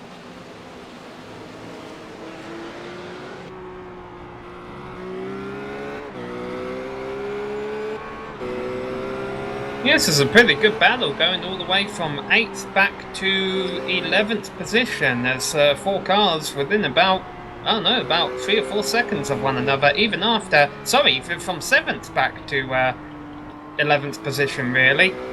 Even after almost half this race has gone, there's still a bit of a pack with top 10 bragging rights on the line. That's pretty much our closest battle on the track that we've got.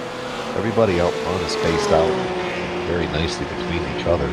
So this kind of gaggle of cars here from 7th or 8th on back is where we're finding most of the action right now. And this is where in endurance racing it's all going to be about minimizing those mistakes while keeping the pace up. If any one of these guys makes any sort of mistake, they could lose 1, 2, 3, 4, or 5 positions here.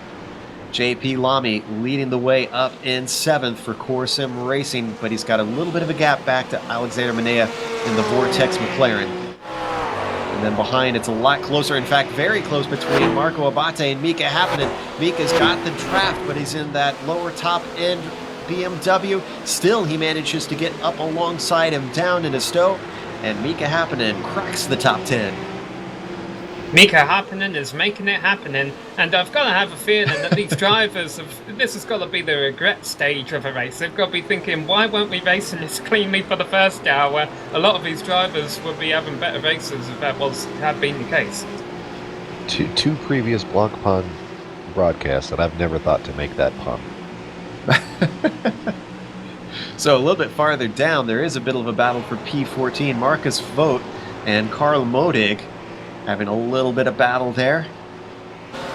Oh, this battle for 10th isn't over. Marco Luca Abate running on the outside of Mika Happinen as they go through the final section here.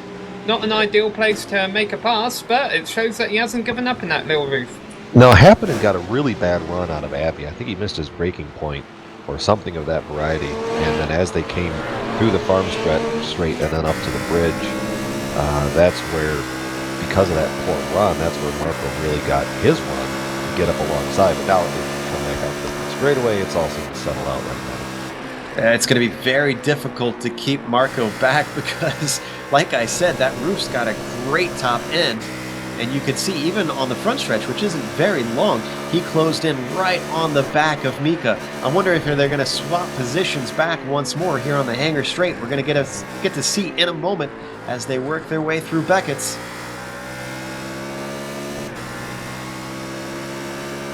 Mika gets a nice run out of the corner, really using that BMW to good effect through the S's. And you can see as we look back over the rear spoiler just how quickly Marco closes, though. So I think Mika did the right thing there, really trying to maximize his lap time coming through the technical portion to keep himself in good defense coming down the Hangar Straight.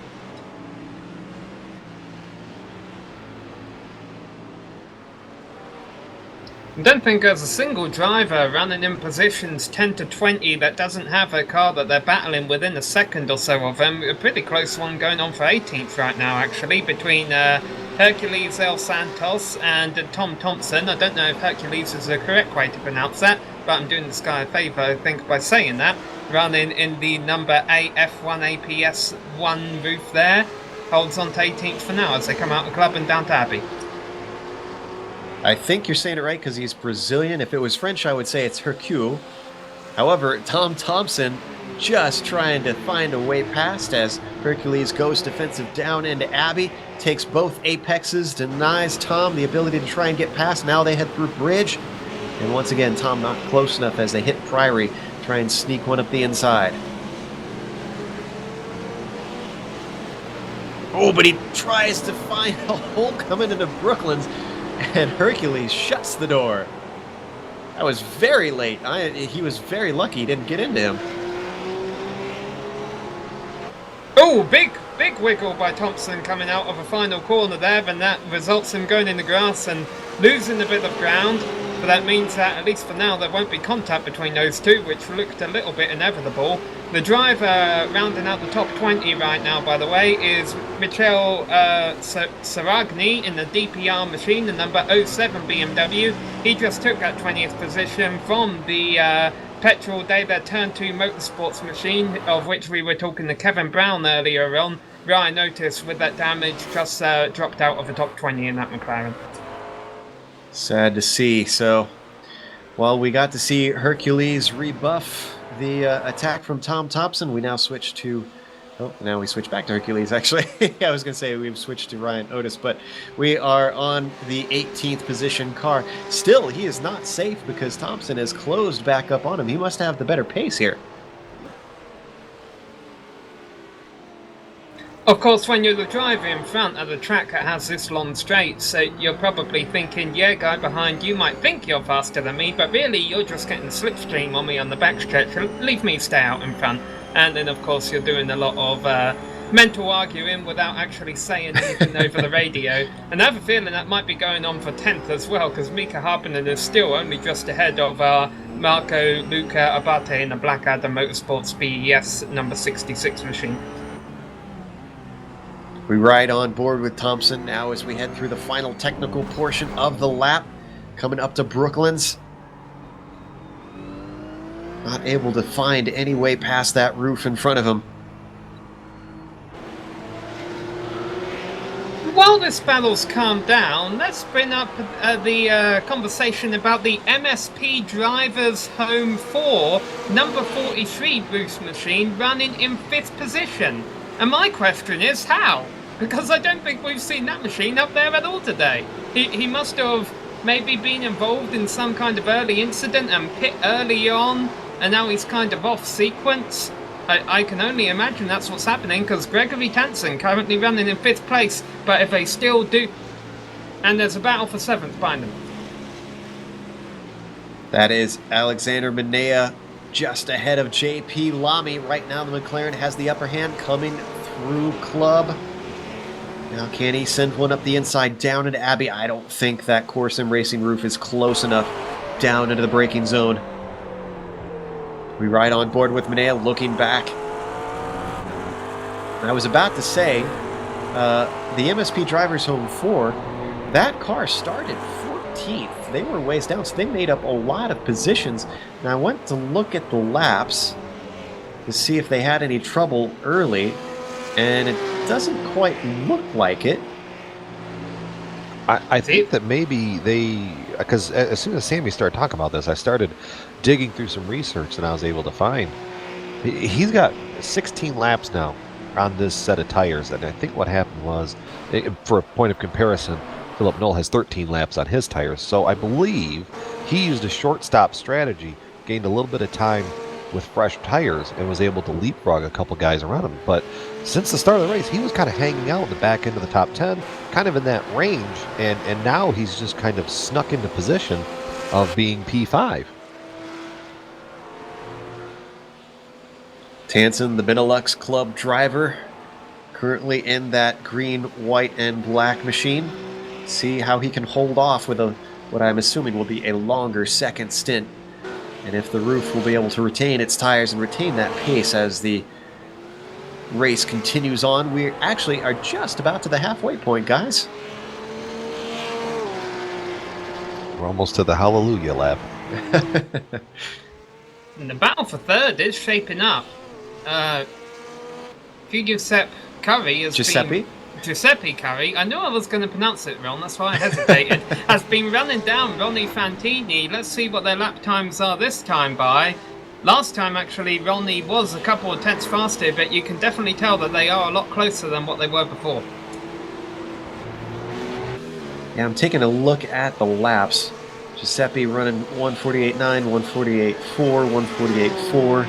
Pretty good pace. Ronnie, 148.8, 148.7. So yeah, he's been knocking off a couple tenths a lap. Well, he just try 8 tenths that last lap. Wow. I think that 9 that we looked at in there was an anomaly lap. Maybe they just got off kilter somewhere, but yeah, Giuseppe is flying. And they've got lap traffic. Sven Kammertz has gotten slightly in the way of Fantini. Now he's going to be able to let Giuseppe by. Supernova Racing roof closing right up on the back of Fantini's roof. Now the gap is only half a second between them. So last podium spot is not solidified quite yet. And this goes back to what I was saying before. You put different people in the car, they're going to have different pace, and we're going to see orders change all up and down the field. I think the big difference between Giuseppe and Ronnie here, the last couple laps, or maybe the last couple corners, I've been watching Ronnie's car, and it doesn't seem happy under braking. It seems very squirrely, and the car is uneasy. Whereas Giuseppe's been driving that roof, and I don't even think he's put a tire off, or the car has not even looked out of shape. I mean, it's driving. Yeah, and he closed another 3 tenths coming through Abbey there. Now, as we ride on board the Core Motorsports red roof, you can see just how close Giuseppe is coming through the last final portion. Let's see what he can do. If he's better under brakes, that's going to be good, because that means all he has to do is get close and find that inside line.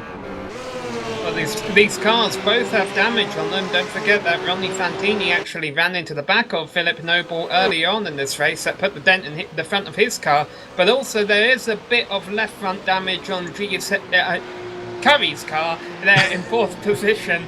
Although I have a feeling that could have just been caused by taking the curb a little bit too aggressively. Nice save, Sam. Giuseppe Curry. Yeah, there we go. Neither one of us have any room to make fun of him because of Curb Surfer's driver last week. Ilya Molotovshikov. I've got that one down now. Nope, Ilya Smith. Ilya Smith. So, coming on to Hangar Straight, Giuseppe with a great run. Coming up on the rear, Fantini. Is he going to look to the inside? He just runs out of track by the time he closes in on the rear spoiler. However, Fantini misses the apex. Coming off the corner, that gives a great run to Curry. He looks to the inside, down into Vale. This has been a favorite passing spot, but he's not good enough onto the brakes, and the apex is claimed by Fantini.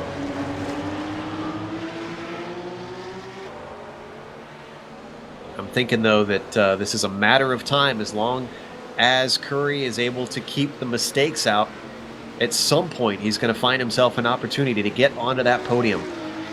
JP Lamy has been a little bit off the pace since they made the pit stop. He has fallen back and takes place now, but behind Alexander Mania for Vortex Sim Racing Blue is up to 7th. Rounding out the top 10, we still have... Fantini's wide. Fantini is wide coming through Priory, and Curry makes it happen coming into Brooklands. Let's look at the replay.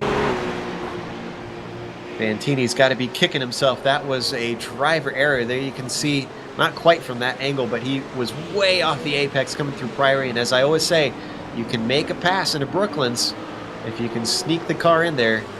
And Curry did not wait for a second invitation and took P3. Well, with that move done, I think we're going to take a quick break here on the Global Sim Racing channel, exactly here at the halfway point of this 3-hour race at Silverstone. Don't go away. We'll bring you to the end of the 3-hour Blancpain Endurance Series qualifier. Oh, and Fantini with another big mistake on screen. That didn't lose him a position, though. That was a lapped car. But a huge moment coming through Maggots and Beckett's. No harm, no foul, though. Just lost a little bit of ego and a little bit of time on track. So now that that's happened, right as we're about to go to break, we are, in fact, going to go to break, and we'll be back in a moment.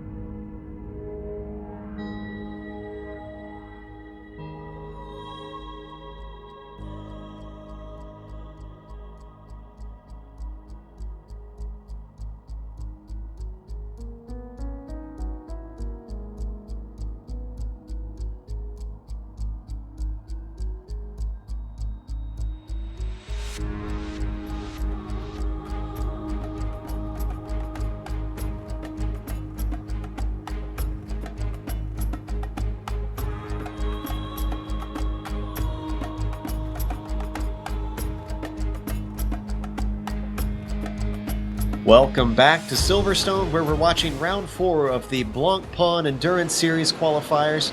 And currently, our leader is still Philip Knoll. Up at the top, Patrick Pitchler in second after leading early on. He's relinquished the lead to Philip and has not looked back since. And Giuseppe Curry rounding out the podium, having recently stepped into P3. Now on screen, we saw a little bit of trouble for JP Lamy. And we're going to look at the replay here. I'm not sure what exactly happened with him. He has slipped down to 12th. I believe he was all the way up into 8th or 9th before that incident. And, ooh, rear really got around from him. What corner is that in? Is that in Priory, actually? He's very lucky he didn't get drilled in the door by that next car in the frame. Yeah, that is really the name of the game. In some of the tighter portions of the car starts to slip in front of you, you need to lift and make sure that you don't run into them and take it easy.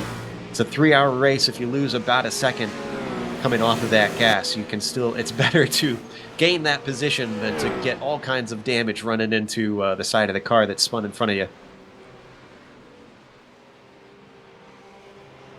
Yeah, really one of the better battles going on, at least up front right now, is in front of him with the 9th, 10th and 11th all running pretty much nose to tail. Doesn't look like there's any overtaking going on yet, but that is Marco Luca Abate currently in 9th place, ahead of 2 BMWs of Joachim Svensson. And in 11th position is Denny Rates in the number 18 Radicals Online GT3 machine.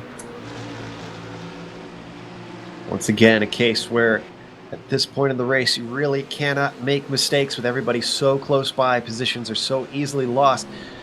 Abate up to P8 now, I am seeing, having a great run. They started in 19th. So these guys have really climbed the order. Excuse me, he's 9th.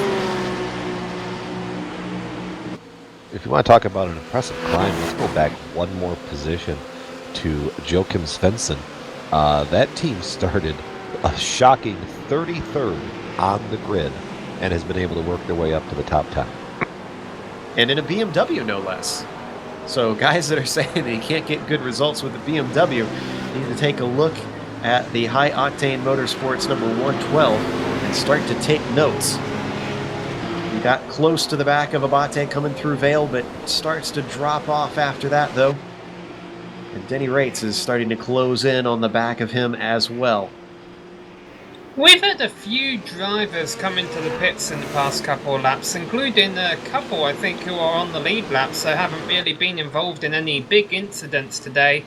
I don't know if they can make it to the end. I'm pretty sure it's not going to be the desired strategy, but we are perhaps closing in on the final stint of the race here. Karl Modig trying to take a position off of Bas Slab, or no, excuse me, Karl Modig defended from Marcus Vogt. This is for 14th position. Vogt had the inside of Brooklands. Can he just squeak over and claim the apex? No. That McLaren of Modig. Oh, and did they make contact? It looked like a little bit of contact. Nothing major. Everybody's still rolling, but that was definitely a brave move through Luffield there. Still on the outside, coming down into Copse. Can Modig finally hold him off? He claims the apex, tries to get the power down, and they're just about dead even, Sam. Yeah, that's for 13th position now, because Joachim Svensson running top 10 from High Octane Motorsport just came into the pits, so this is now for 13th position, and it could be about to change as they approach the Hannah Straight again. Modig manages to rebuff the attack, and Patrick Martin is now up in this as well. This is for position in that green BMW. We ride on board with Vogt. Closes in on the back of Modig, coming down into Stowe, but runs out of track. Quick stop for Svensson. He's actually able to get back out on the lead lap. Now let's stay on this battle, as wow, under braking, Vogt looks fantastic, but has nowhere to go into Vale. Real quick, let's stay on this battle. But I wanted to talk about, we keep mentioning this is the Blancpain Endurance Series qualifiers. You might be wondering, well, what's at stake with the qualifiers? Well, there's going to be, I believe, about 40 positions, might be more than that. I'd have to double check. that are going to get their pro license, actually, to be able to race in the official series. So that's why these guys are out there today, to try to earn enough points to finish in the top positions. The top 40 positions might be a little bit more than that, to be in the official Blancpain Endurance Series, racing these GT3 cars come next year here on iRacing.com. Oh! Big bop! Moment. Yeah, and you lost the position. Just like I said earlier, one mistake can cost you. Patrick Martin, sitting in the popcorn position, moves himself up into P12, it looks like. That was, he got a little loose coming out of the corner, a little bit of oversteer. And then as he hit the AstroTurf, that just made that worse. I think he'll be pitting for 4 tires and a change of underwear next time by. And excuse me, it looks like P14 we're seeing on screen that Martin is being scored in at the moment. Now, we haven't seen any of our leaders stop in for the second stop yet. That's still Knoll up in front, Pitchler in second, Curry in third, and Fantini now down into fourth. Yeah, with 80 minutes to go, I really am curious about those cars coming into pit a bit early there, especially considering that one of them was running in the top 10. Almost, I don't know if they can make it to the end or not. Well, I have to imagine these top guys have done enough of these races to know how far they can go. They might be stretching it, and see, that's where it surprises me, Sam, is that so many guys pitting early on the first stop. It limits your strategy on the second half. If you go long on the first stop, it opens up your options, I would think. Yeah, I mean, pit road is definitely not crowded yet, so I think drivers are trying to go as late as they possibly can. I mean, we'll find out by the end of this race if those drivers have to 3-stop or not. Right now, pit strategy is certainly on everyone's mind as the racing on track has simmered down a little bit. Although Tom Thompson apparently is off course. Oh, he had a spin coming out of bridge. We're going to look at the replay. There you see Thompson's roof coming out of Abbey, down through bridge. Did he put a wheel in the dirt on entry, actually? I think he might have, because he lost it right in the middle of the corner. Tank Slapper comes around, manages not to hit anything, though. But that has dropped him all the way back to 19th position, I believe. And he was running in the top 15. Now, he's going to try and get some of those back here soon. He's got a lap car he's going by right now. His next target will be the DPR machine, driven by Serrani there. Serrani sitting in P18, working actually, the car ahead of him is for position Hercules Santos as well. Roof versus BMW once again, now coming onto the straight, and Michele does have a good draft on Santos. I don't think he's close enough to be able to take advantage. Now behind them, here comes Tom Thompson. Also in a roof closing in. Wow, actually Santos took a look onto the inside, down into Stowe there. He gets a great run coming off the corner. Hercules goes to the defensive line, coming down into Vale. Can he tuck it in down to the apex? He just misses it, compromises his exit. Here comes Hercules around the outside. Excuse me, Michele around the outside. Wasn't able to carry the speed though, and loses the opportunity. That would have been a beautiful move by Michele.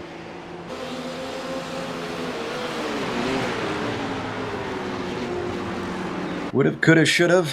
You have to execute when you get the opportunity. Serrani wasn't able to clear him around the outside of club, but he's still close, and the battling has allowed Tom Thompson to get up on the back of these guys. It's not happening yet, but within a few laps we are going to have a battle for 5th position as Gregory Tanson, who has used strategy apparently to be able to break his way in the top 5, running for the MSP Drivers Home 4 team in the booth there, is ahead of Leighton Fine, who has been running him down in 6th place in the Mad Cow Racing Buttercup machine. I think you read my mind there, Sammy, because I was just getting ready to chime in about that. I've been kind of keeping an eye on the gap, and it's been shrinking little by little by little each and every single lap. So maybe, when you short pit like that, you find yourself on the other side of the run starting to give up all that time that you made up.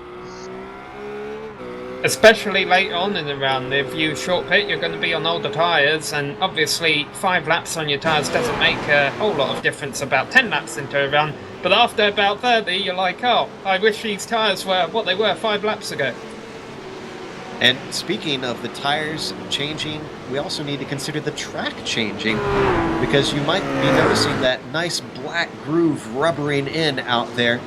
Now, if these guys swap drivers here in the second stop, they're going to have to communicate how the track is behaving, because it's not going to be like what they're used to in warm-up or practice that they've had earlier in the week. So if you're that second driver and you haven't been out on track yet, you need to start getting on the radio here with about 16 minutes until the second hour completes and asking, how is it different? How is it behaving? Where's the marbles?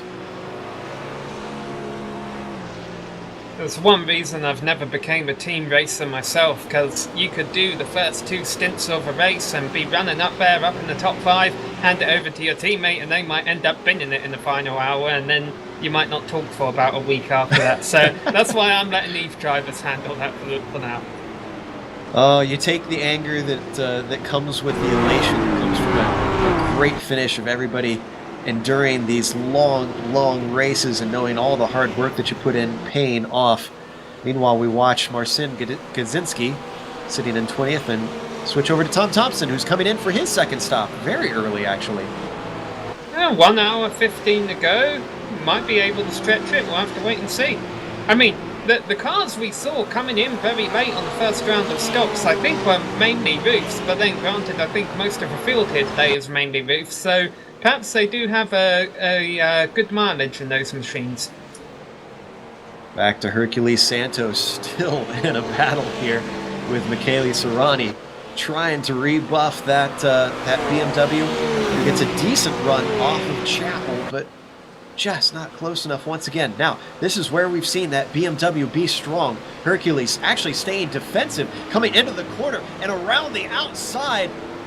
Michele Serrani might be able to have it. He's going to have the inside down into Vale. Didn't get the greatest of runs, but he still got the line. Outbreaks him into the tight chicane, but overshoots it. Here comes Hercules back around the outside. They make contact, and once more tips him back straight, but Serrani has the position.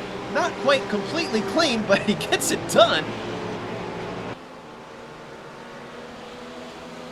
It's the second time we've seen something like that happen in that turn.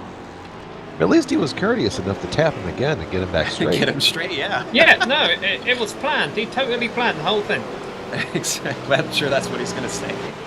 While we're looking at that, we got a battle for P9 shaping up on the track. Marco Abate is being run down by Denny Rates, pretty much turn by turn as they're working their way out of Beckett's and onto the hangar straight.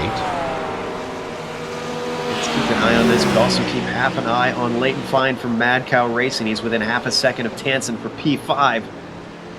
So a number of battles, and this is, I think, coming down to guys starting to come together from the difference in teammates getting in the car, whether they're better pace or worse pace, and that crossover happening. And it's really going to be critical right before these pit stops to try and get some of these passes in, because you don't know if you're going to have to swap over and have a faster driver hounding you, or, you know, potentially, if you don't make the pass, a faster driver streaking away. Sorry, Joe. Hercules has had a crash. Hercules Santos has been involved in an incident with Marcin Gadzinski. They were battling for position, going through Maggots and Beckett's. The two roofs come together on the entry of Maggots and both slide off into the wall. And that's very unfortunate for two cars that have been putting on good shows in the top 20. Absolutely. I heard Hercules get on the radio as we watch it from up above. Both of them making hard contact with that wall. Oh, so sad to see.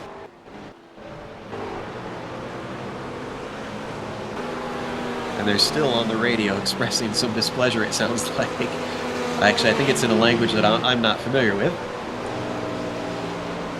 I'm sure some of the words still might not be able to be played on air. So that battle for P9 is back on.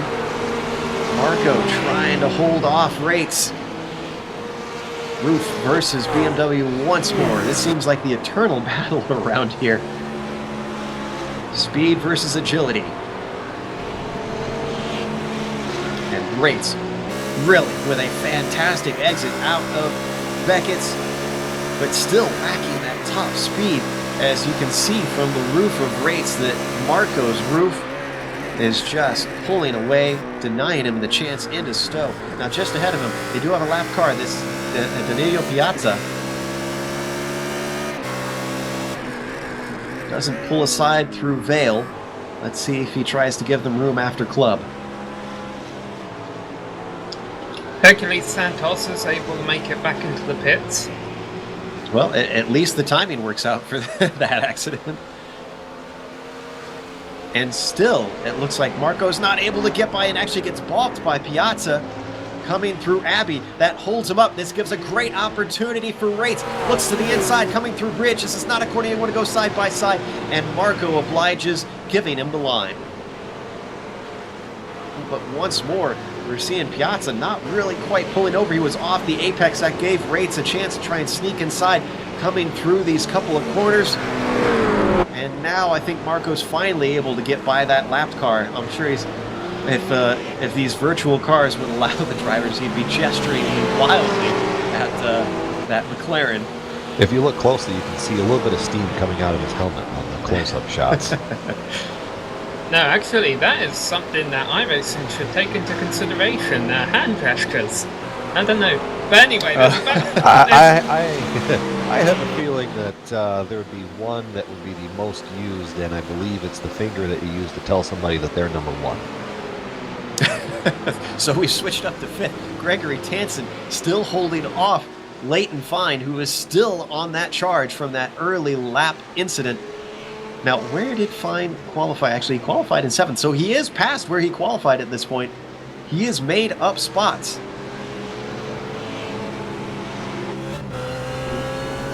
It's just been biding his time there. Hasn't been able to make any overtaking opportunities yet.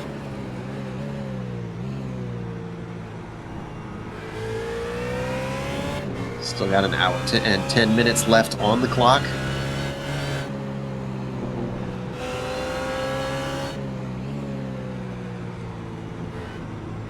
Certainly a different sound from these BMWs coming from the other cars around this circuit. Absolutely, and that's what I love about this multi-make series. Not just the differences in how the cars handle, but the differences in looks and sound and feel. Gives us great variety and great racing. We've seen some fantastic action out on track. Meanwhile, P11, JP Lamy trying to come back after a mistake, misses the apex coming through Priory. Boslav looks to the inside, down into Brooklands. They get room. There's a car off track. That's Aaron Hamilton. His lap's down, so that's not for position.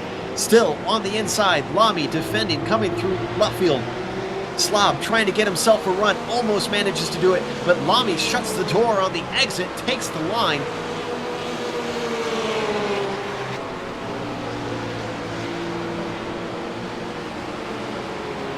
So, JP Lamy staying in that 11th position for now. But Slav is still right there. He's not giving up.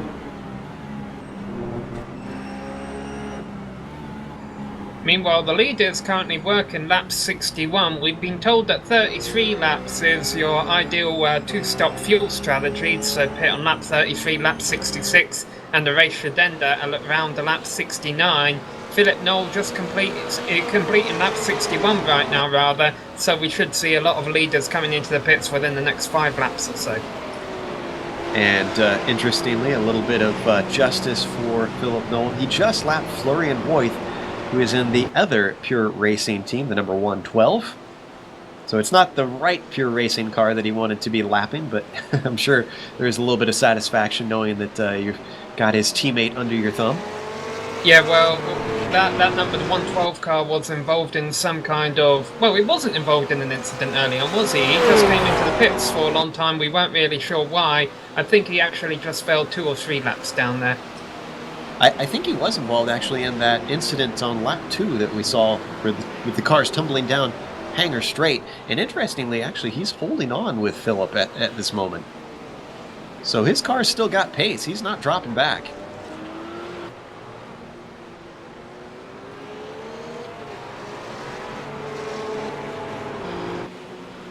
Back to P5 we go. Leighton Fine closing up on the back of Gregory Tansen as they work their way through Maggots and Beckett's. See if he can get himself a run coming through Chapel. Not quite the best exit. He's still within the draft of Tansen's roof, and that's going to keep him in touch, but not giving him an opportunity quite yet. I wonder if they're going to start thinking maybe pit strategy to try and work their way past these guys. Battle for P11 isn't over either. JP Lamy using all the curves through Maggots and Beckett's that he can. He's in an identical booth to what Bas Slob is in the Gathering of Tweakers GT machine. However, Lamy actually gets an advantage right there. He had the slipstream of the lap to McLaren of Danilo Piazza, the Team 7B Racing, currently running in 27th position, so the battle breaks up for now. And I'm sure that JP was thanking his lucky stars that he was able to put that car between them. And, I mean, admittedly, Piazza has been a thorn in the side of a few of the lead cars now. I'm sure he's not making too many friends down the line of the paddock.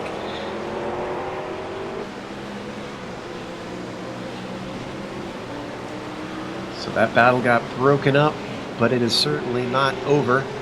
Same thing with P5. That one is still very close. Leighton within half a second of the roof of MSP Drivers Home 4.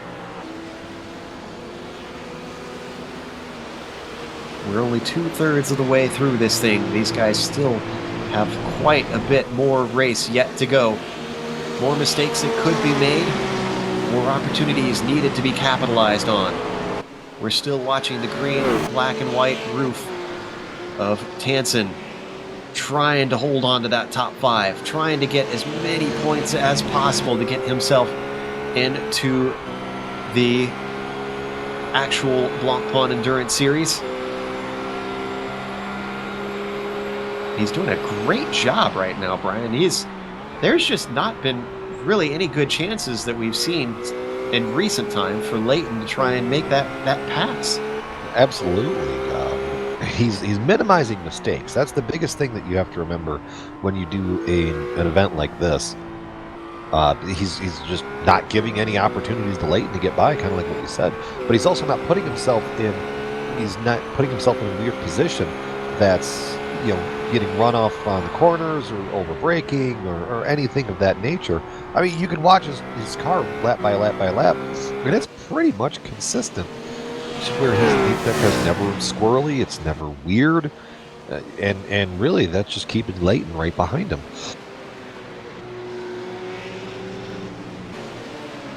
So we mentioned Piazza as a backmarker, but he's actually battling for a position now. Vincent Herbier has closed in on the back of him. This time it's McLaren versus Roof.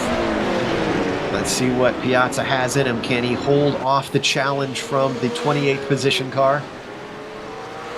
Core Motorsports Red with Ronnie Fantini, who has been driving for the first 2 hours, is coming in for his second and final pit stop of the race. Most likely a driver change for the number 36 machine. He was running into 4th place when he came in. That last lap, or that last run for them was 31 laps. So let's kind of keep that in mind as we run down to the end of the race here. And I'm sorry, it was Marcus Drivak who he was in the first stint, wasn't he? Well, he was in the first stint, and he's getting back in the car, it sounds like. Yeah, I think I may have falsely called during the broadcast that Ronnie Fantini had been in the car for both of the first 2 stints, but it wasn't the case. He was just in the middle stint. So they're electing to put a fresh driver in for the first 2 and a semi-fresh driver in for the final stint. Now on screen we saw Leighton Fine finally make an attempt on Gregory Tansen, but with not much braking into Stowe, didn't quite get the opportunity, and now he's dropped back to that half a second gap that he's been holding for quite a while.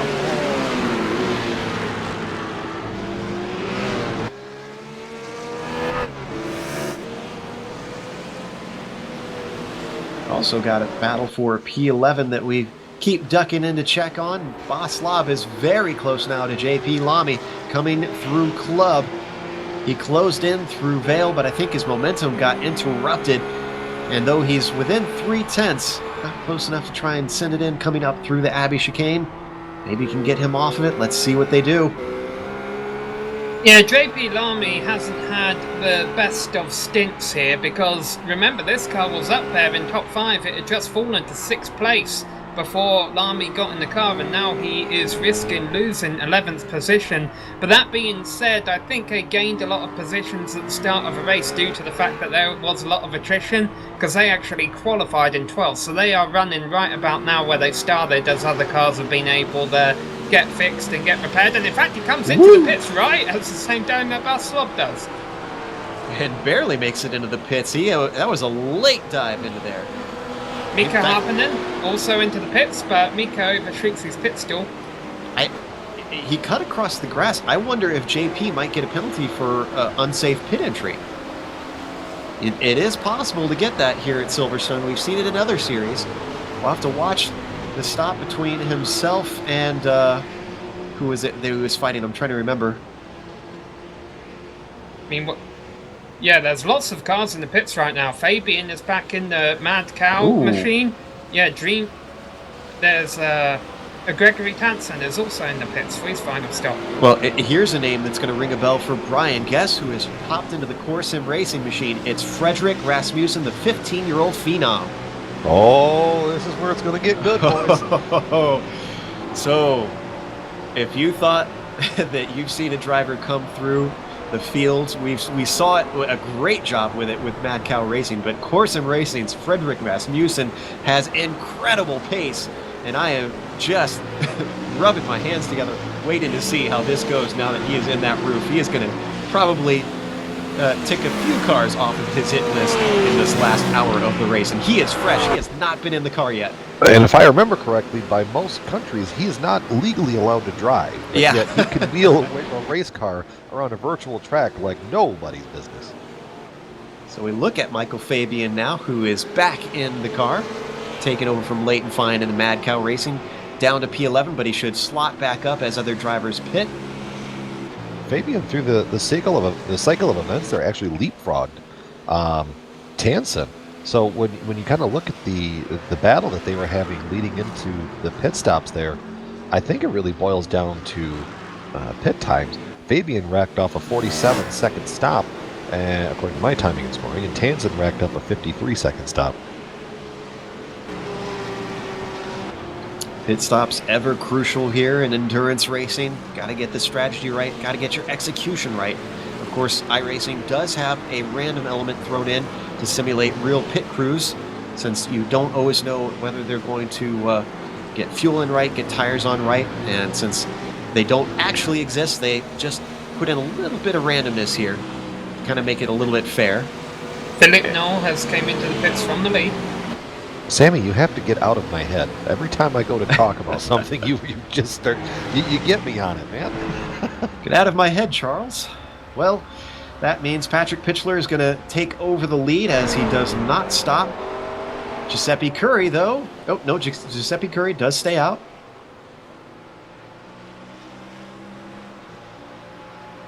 Daniel Schueck, I believe, is going to be the pronunciation on that one, is in the car now for IRML Racing Team. It'll be interesting to see if he has the pace to hold on to the lead, because both the top two cars, I believe, should be getting new drivers for the final stint. The question is Daniel faster than Knoll was? Knoll was running fantastic times, one of the fastest cars on track, although I think we found out the fastest car out there was Fabian out in Mad Cow Racing.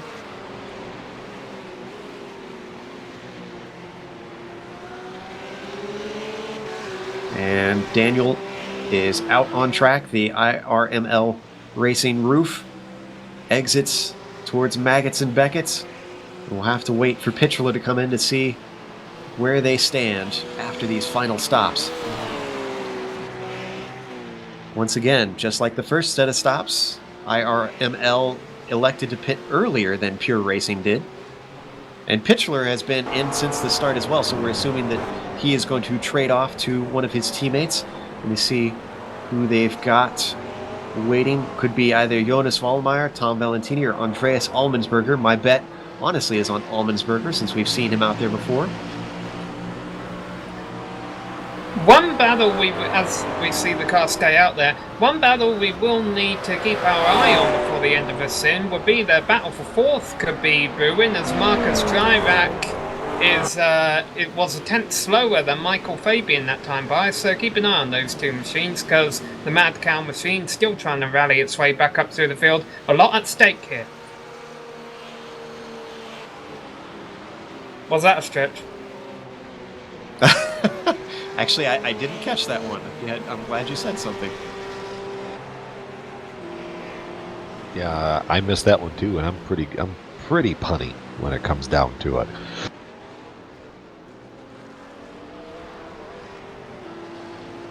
All right. We've seen a lot of our leaders start to take their final stops. We're going to see how the strategy plays out in the pits. And if they can't make the pass in the pits, it's going to be down to, do you have the pace on track, and can you get by them? Yeah, the Supernova Racing Team machine there in the pits with Marco... I can't pronounce that last name, Dre.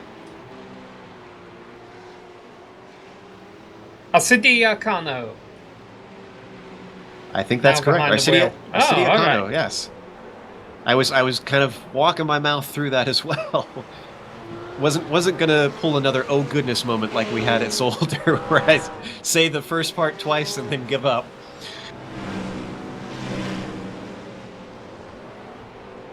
Sidiacano now exiting. He's going to be in P5. Supernova having a nice race, actually. The DPR BMW now making its way into the pits with Serrani behind the wheel. That's been running in top 20. One of the cars that we haven't really mentioned at all today, because it's one of the only cars out there that doesn't have a scratch on it, from what I can tell. Yeah, they have been doing just beautiful out there, although knocking on wood, not trying to put the commentator's curse on him. There you can see Serrani, and Zini gets back in the car.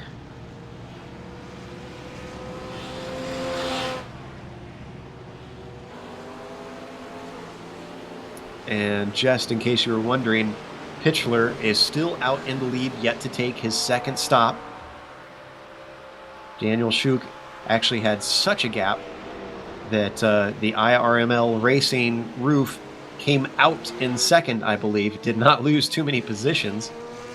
We had great racing for the first stint. We had a bit of a spread out race, not a whole lot going on in the second stint. I have a feeling that's going to change on the final stint here, because with each lap that Pitchler can stay out, that proves that he doesn't have to be in these pit box probably as long for this final stop, and who knows how close he could be emerging to the number 6 roof that has been leading most of today when he emerges from his final stop. Of course, it won't be Pitchler behind the wheel, though. It's going to take a mighty short stop to pull that one off. Before the IRML Racing team pitted, the gap was somewhere in the ballpark of about 18 to 20 seconds. So it's gonna. I'm not saying it's impossible. I'm just saying it's improbable that he's going to be able to leapfrog that kind of a gap in one pit stop. But what they might be hoping for is whoever jumps into that car next is going to be able to wheel it with fresher tires for longer, because we know that the McLaren really suffers at the end of the run.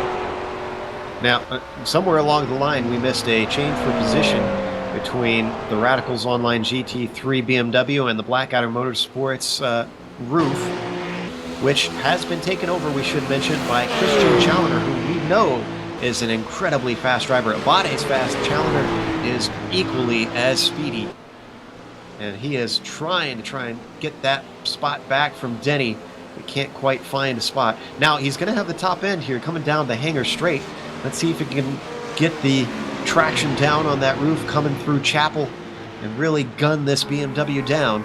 And just ahead of them is Peter Ridley, who's taken over for Mika Happinen for Vitor Velo as well. Nitor Velo, excuse me.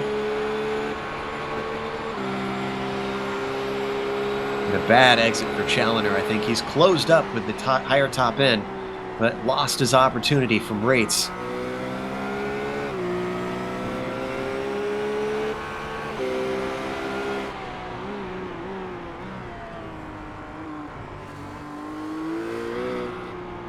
So as we ride on the roof of Christian Challenger, see if you can find any place where the armor has a weakness for the Radicals Online GT3 BMW.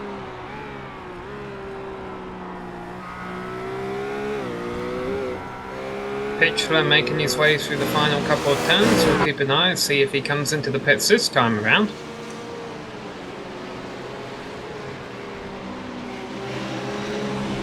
Yep. Alright, finally. Here's the gap right now, 54 seconds. That's the time that we're going to have to keep in mind. That's the gap right now between Patrick and Daniel. Let's see what happens here. It's going to be very, very close. I was just about to say that is extremely close, actually. 54 I'm is thinking just... the short pit strategy could really well pay off. But he's really only going to need about 25 laps of fuel. Maybe 26, 27 to get to the end. Alright, who's the driver? Because they got 3 co-drivers listed and we haven't seen one of them behind the wheel today. Jonas Vollmeyer.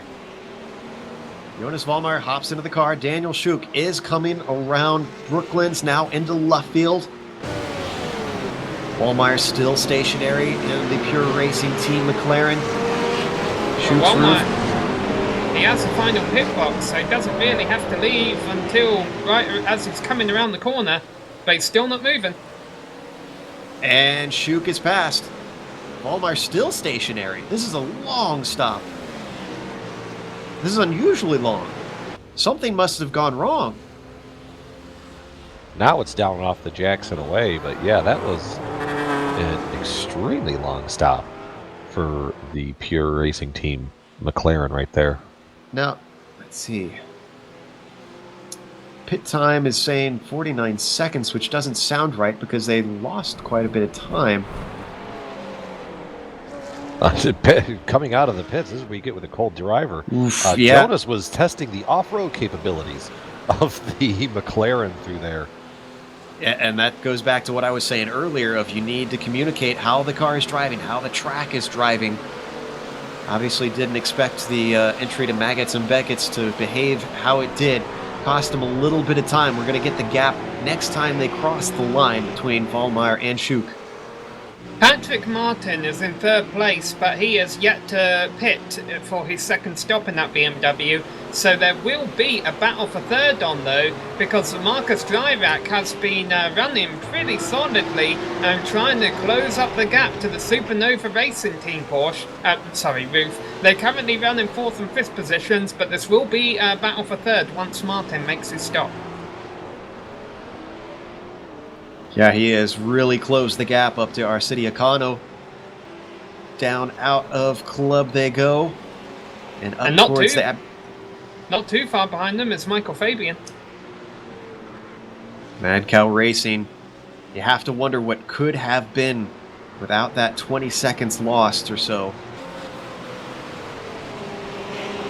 In fact, I'm trying to look here and see where they would be potentially looking at a podium, actually.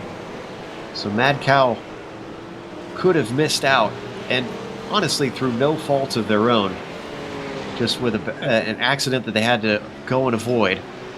Mad Cow could still get a podium here, because they're in 6th right now, but one of the cars in front has to pit, and they're closing in on this battle for 3rd. So Mad Cow Racing could still get a podium out of all of this. He'll have to fight for it. They were looking at 4th place, sorry. Yeah, talking about battles that aren't on, unfortunately, is the battle for the lead. Vollmeyer was not able to get his car hooked up really on those cold tyres, and is that a 15-second deficit to the number 6 roof. From here on out, it's going to be keeping the pace, minimizing mistakes. What kind of laps has Schuch been doing? I'm seeing 48.8, 48.8, 48.9. And the battle for P4 is on. Chirac looks to the outside, down into Stowe. And nothing doing there. Here it is though, coming out to Vale. He's trying to make the inside work. Supernova was not willing to give out to them, but Jurek makes it stick and takes 3rd place, almost loses it. going through Club and will lose a position. Able to keep onto the car though. Boy, this battle for third is on, and why not? It's the final not hour. over yet, They're though. side by side. He's got the outside. He had the traction coming out of Club and clearly outbrakes Marco down into the chicane. Finally gets it done. Wow, he was trying to stick that roof in a gap that I don't think existed, but somehow wedged it in there. That pass through Vale was something. So that puts Girac up into fourth. However, we're still waiting for Patrick Martin in the VD BMW to come in for his stop. These guys are in third. They started in 25th, but we expect them to slip down the order once they come in.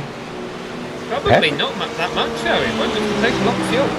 Patrick has gone the longest out there that I've really kept record of. He's on his 38th lap on this set of tires and fuel, so really kind of set himself up for a very short stint at the end. But I mean, how much time is he going to lose here trying to get to pit road? He's stuck between a couple lap runs, so that's not really hurting him. And his nearest competition for position is well behind him. But it's a bold strategy. I'm not going to lie. Racing seems to bring out a lot of gamblers in the universe, but we're just going to have to see how this one pans out for him. And I can just hear Dexter Castro complaining about the fuel strategy issue. Now, even though he's going longer, he needs to take the same amount of fuel as everybody because it requires the same amount of fuel for the length of the race. So that really, it won't give him a fuel advantage per se, other than being maybe slightly more precise. He can maybe cut a few tenths off, knowing exactly how long he needs to go. But he needs to take the same amount of fuel as everybody else to get to the end. There's a three-way battle for 20th going on that I think we may have just missed, actually. It looks like that's spreading out a bit. But Brian Strobbeck has just taken it in the Petrel Dada Turn 2 Motorsports machine ahead of the BMW being driven by Sahil Mustak in the Perpetual Motion GT car. And then rounding out that little battle now, who was 20th at the start of the lap, it is Vincent Leherbier for Pass Left Racing in the number 92 car, and they're going by actually Patrick Martin coming into the pits. Finally, the VD by TX3 number 1 comes in for his last stop of the day. Probably one of our last stoppers, I'd say. You are correct. As he slips down the order, he's already to 6th. He might have the potential for a top 10, though. Down to 7th. And Johan Scherer, excuse me, not sure about that last name there. Johan steps into the car, slots down to 8th as Joel Guez works his way by. Peter Ridley is going to overtake him. Christian Challoner is coming through. In fact, Ridley and Challoner still in a battle. This is going to be now for P8 between those.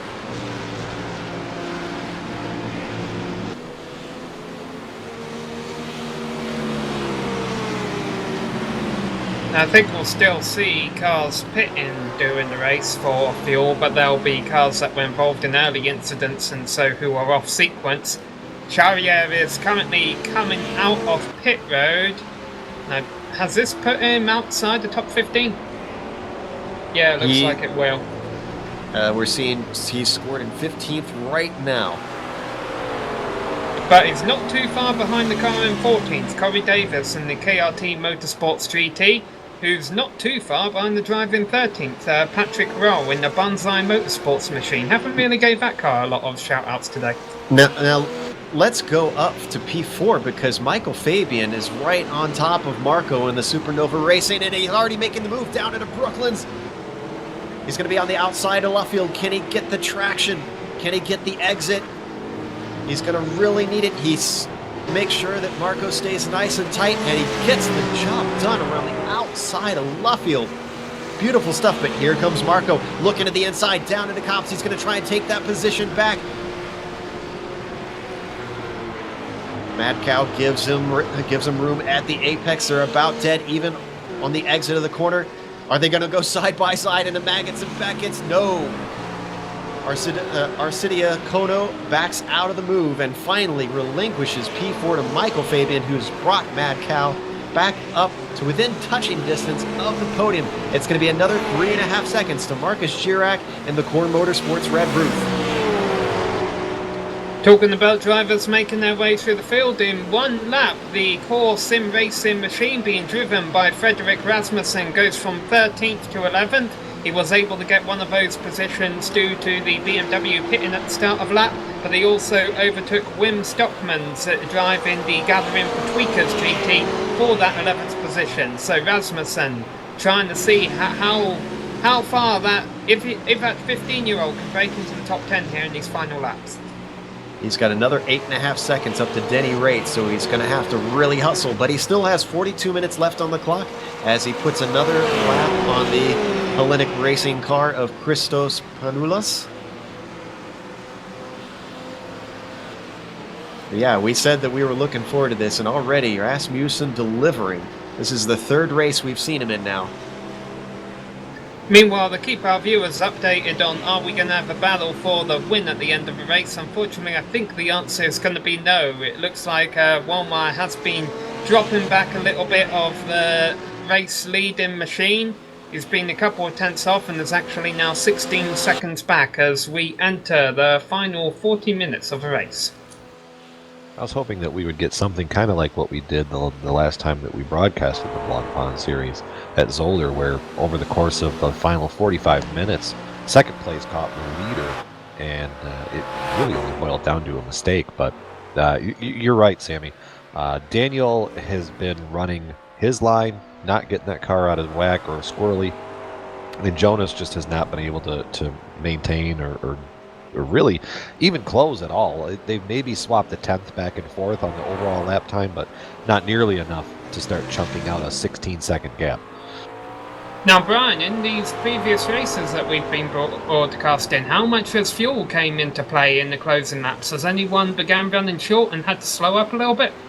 We think that we saw something last week, and Joe, you're going to have to jog my memory on this one, but yeah, I believe we've definitely seen a few drivers run out of fuel towards the end of both races, I believe. Meanwhile, P8 is up for grabs. Christian Challenger trying to hold off Peter Ridley and Denny Raitt. They are both within about a second and a half of that roof. Now, I was looking through the order. Let's stay on this in case it starts to erupt. I was looking to see who our hard chargers were. And Radical's Online GT3 with Denny Raitt in the car, who's actually in this battle, I should say, so we can stay on this. He is in P10. They started 27th. That's 17 positions. That is one great run.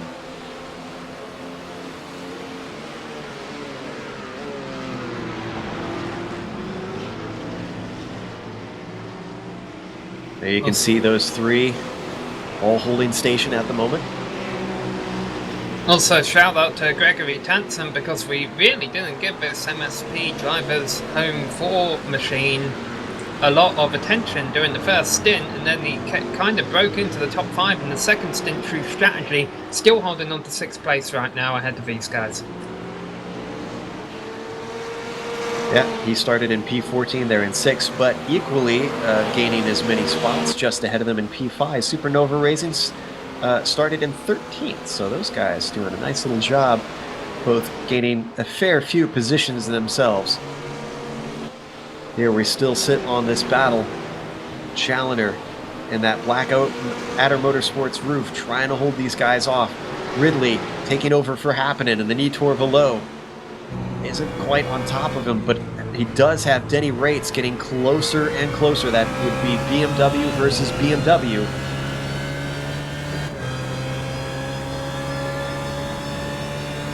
Now you can also see in the bottom right hand of your screen there the gap back to Frederick Rasmussen running in 11th position, 7 seconds right now. That was about 8.5 before, so he has been gaining time. Now, lap times for Rasmussen, actually, wow. I think Rasmussen, is he faster than the leaders? By 8 tenths.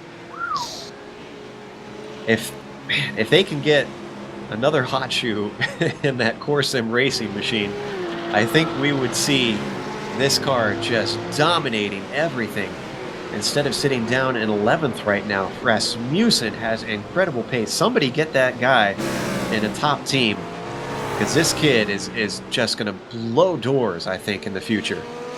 I got a question about that, Joe. Heading into this official pro Blancpain Endurance Series next season on iRacing, is there an iRating limit? Is there any limitations to how strong your team can be?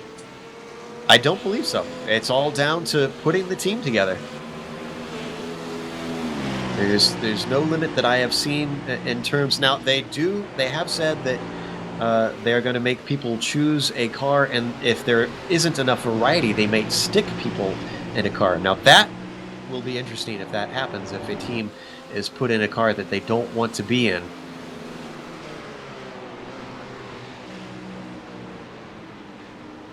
Meanwhile, I've been keeping half an eye on the distance between the two drivers running in third place, Marcus Jarek and Michael Fabian. It's been hard to tell over the last couple of laps, though, because they were in a lot of heavy traffic. They finally got on some clean space, so we'll wait and see if that Mad Cow Racing machine can break into the podium positions. We're looking at our P3 driver right now, Marcus Jarek. Had a bit of an eventful race early on, was very close to our leaders, but slipped back, and the rest of the race has been mostly just him running on his own, holding his pace. Now, let's jump back to P10, because Denny Rates is all over Peter Ridley now, coming down in the Abbey chicane. I don't think he's close enough to send one up the inside. He's got about a car length between them. Under braking, Ridley goes very wide. That's going to compromise his exit. Here comes Denny, up to the inside, down into the bridge, but he backs out of it. Oh, that would have been a perfect opportunity, I think, to try to take the line away. I guess he wanted to try and keep the car whole, didn't want to risk it with 30 minutes left to go.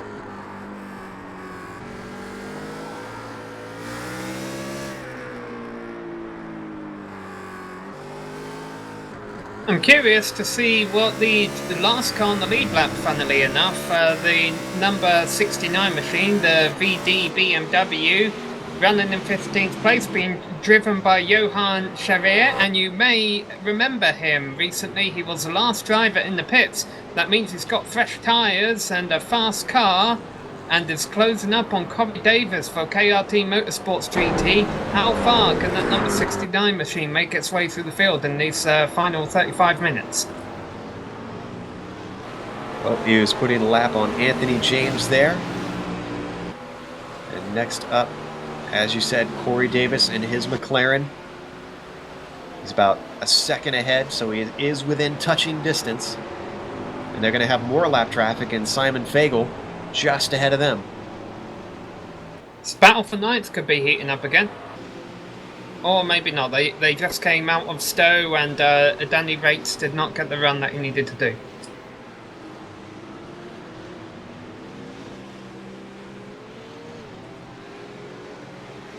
Sounds like we might have another interview worth talking to. A driver actually we spoke to last time, if I recall correctly. Claudio Klima sitting in the waiting for interview room. We'll bring him in a second.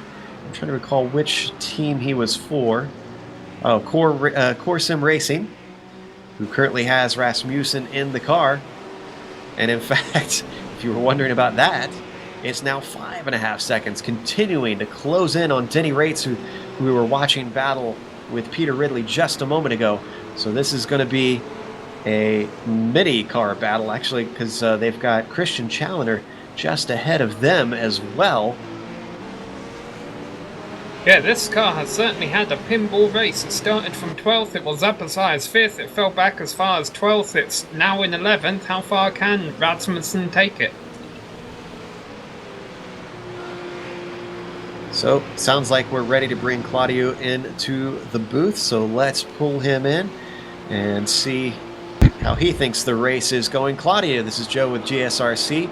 You've got Frederick in the car. We know that he is a fast driver, and already he's running faster laps than the leaders and closing in on a top 10.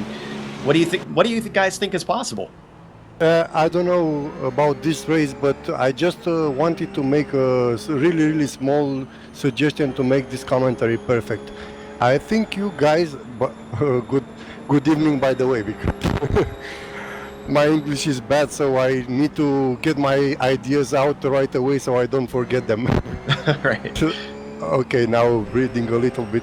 So you guy, I think you just should check out the first races results, before you go live, because a lot of the team's behavior depends on the previous results.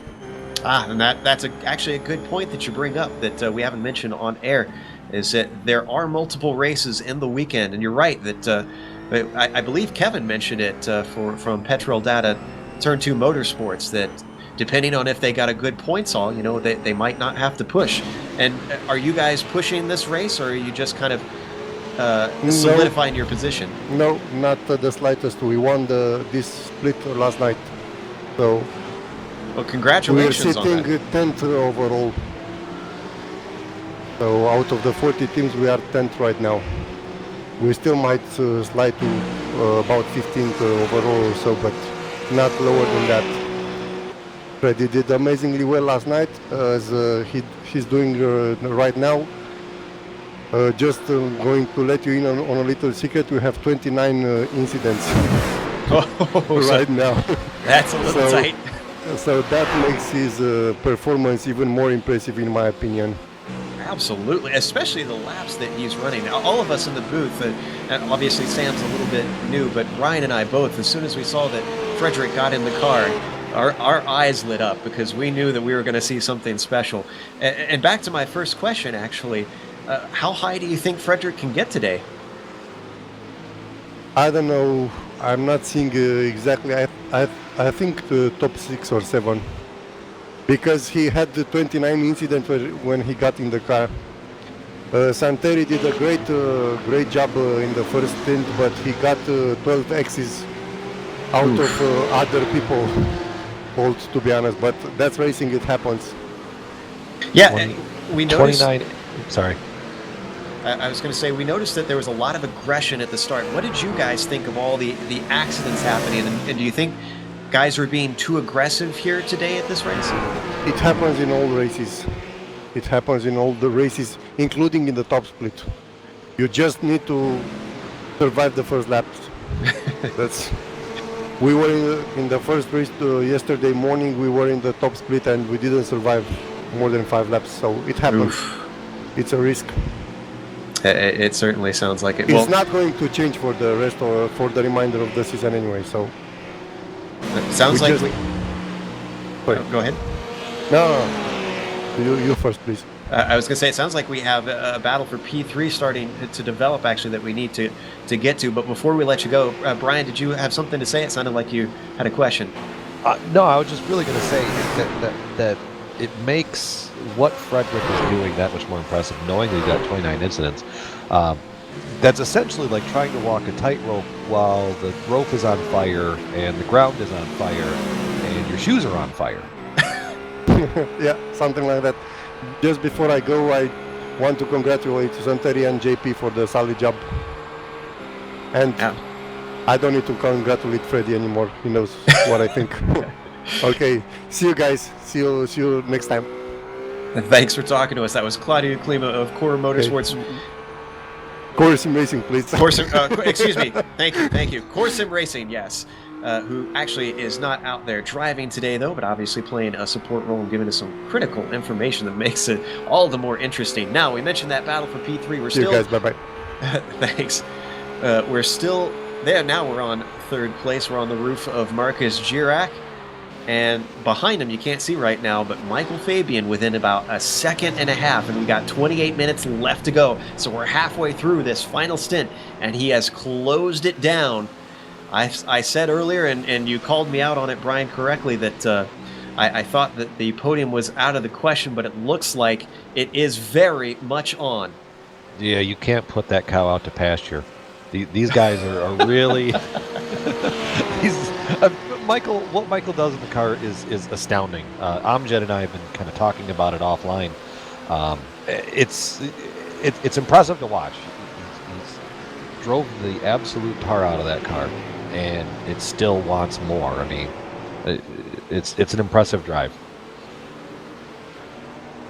Undoubtedly. We're all slightly disappointed that they ran into trouble at Zolder and had to try and come back, but we were amazed at their run that we broadcast at Brands Hatch, where they started, I believe it was 4th, and then just patiently waited, and the top runners started to fall away. They thought that they had the pace to overtake them, so that it didn't matter, but yet the patience and the good speed that the Mad Cow Racing BMW had at Brands Hatch netted them a win there.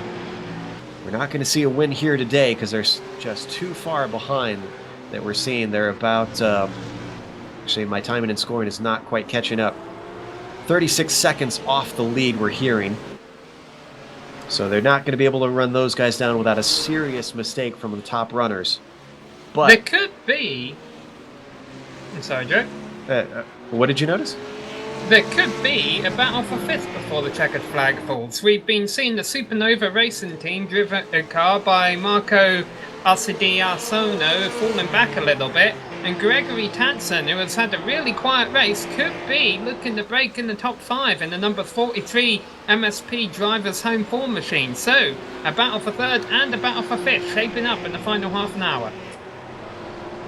We're going to probably be seeing more. Actually, was there a mistake somewhere along the line with Denny Rates? Because Frederick Rasmussen is already within 2 seconds now. Last time I looked, it was 5.5.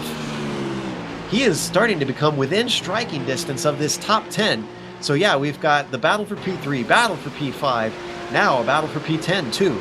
It's all starting to shake out. I'm just not confident. I mean, I'm sure Rasmussen, he's already proven he's a heck of a driver. I'm just not sure he can pass that many cars without having to put a wheel off in the grass at some point or tapping the rear bumper of someone. If any of that happens, that car's just going to disappear. But we'll see. Well, we know he has the pace. If he can put himself in position, all it takes is a mistake from the guys in front. Essentially what Frederick has to do is sit on a hot stove and sweat ice water. You're just full of metaphors today, there, Brian. I'm full of metaphors in life, period.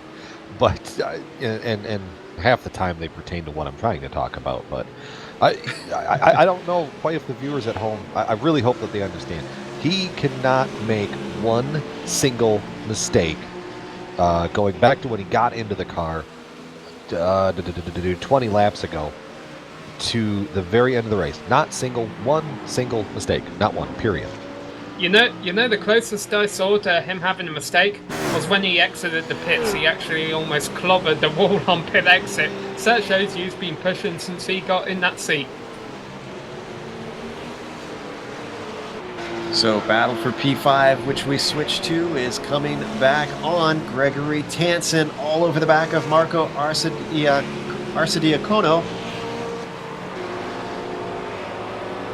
Closing in, he's now within half a second. Roof versus roof once again. Coming out of Beckett's. This is where he's going to need that good run, and he's got one. Closing in, the draft and the traction, pulling Tansen in. Is he going to have enough straightaway to try and make a dive to the inside? He takes a look, tries to outbrake him, and it looks like he's got it done. However, we could have an over-under from Marco. He's trying to get the traction out of the corner. However, the inside is defended by Tansen down into Vale, covering him off, just going for that apex nice and tidy. Tansen has the job done up to P5. You know, we've talked about Rasmussen's predicament, but honestly, we don't know the incident limits for any of the other cars out on this circuit. They could all be trying to race cleanly because I'm pretty sure quite a few of them are in the 20s.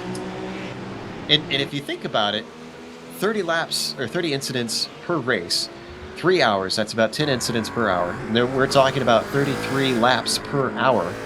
So 10 laps over 30, or 10 incidents over 33 laps. That is actually surprisingly few. You need to be very clean around these races.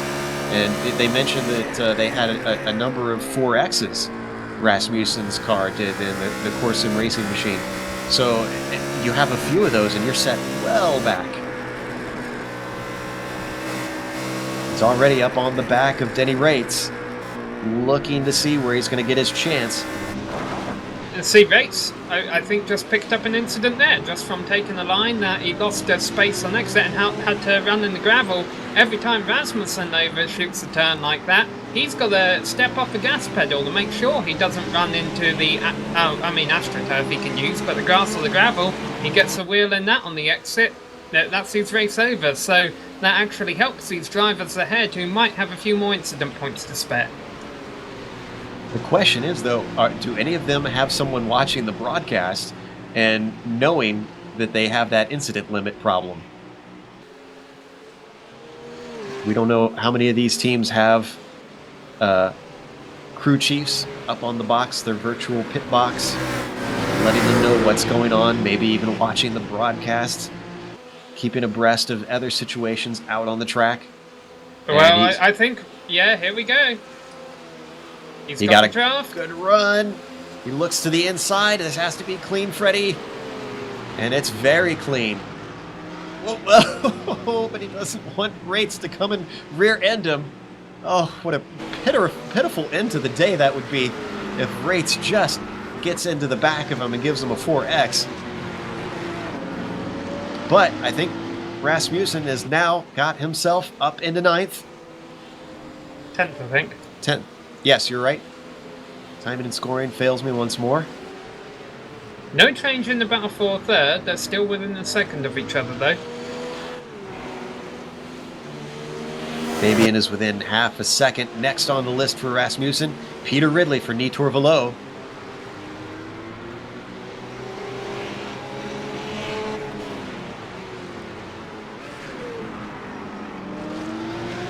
So as he tries to close up on him, let's peek back at that battle for P3. Marcus Girac. He started this race in second. He slipped down to third in the very first lap.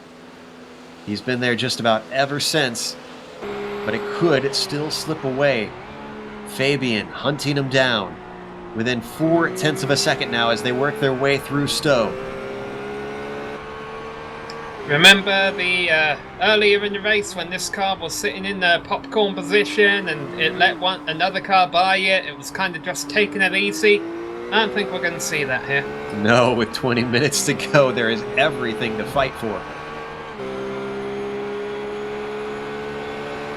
Well, Fabian is certainly within striking range, not as in to make a move, but close enough that if Girac made a mistake... We need to jump back to Rasmussen. Rasmussen looking to the inside of Nitor Velo's BMW.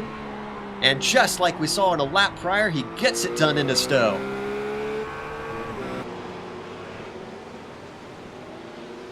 Two positions and 2 laps for Rasmussen. Same corner, we also have a battle for 14th, I believe, shaping up. That is Corey Davis. Last 2 cars on the lead lap. And he's ahead of Johan Scheyer. He's got a good run because he was letting another car lap him, I think. Or wait, no, excuse me. Yeah, that's a lap car behind him, yeah. Now they've gotten through the lap cars though and finally have a bit of clean air, but it has broken them up a bit. And I apologise actually, the car in 16th has actually raced its way back onto the lead lap, it looks like. The High Octane Motorsports number 220 car being driven by Joachim Svensson. And back up to P3, coming of Chapel onto the hangar straight. Here comes Fabian.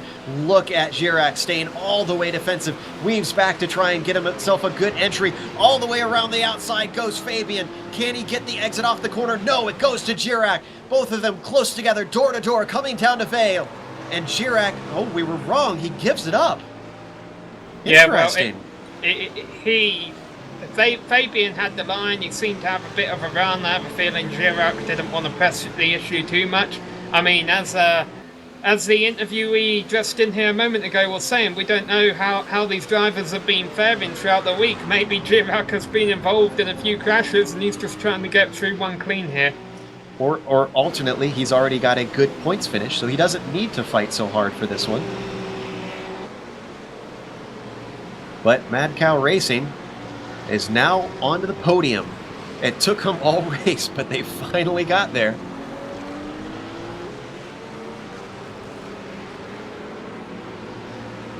Well, one of the next battles we will see, I think, is Rasmussen going for 8th position, currently being held by the Blackadder Motorsports number 66 machine, being driven by Christian Schalliner. Has really been running up there all race long. He's having a bit of a quiet race right now there in 8th, but I have a feeling he may be threatened for that position before the checkered falls. Well, Challenger's been running laps of 48.7, 48.8, 48.7. Meanwhile, Rasmussen, 48.4, 48.5, 48.3, 48.1. I think he's going to gun him down.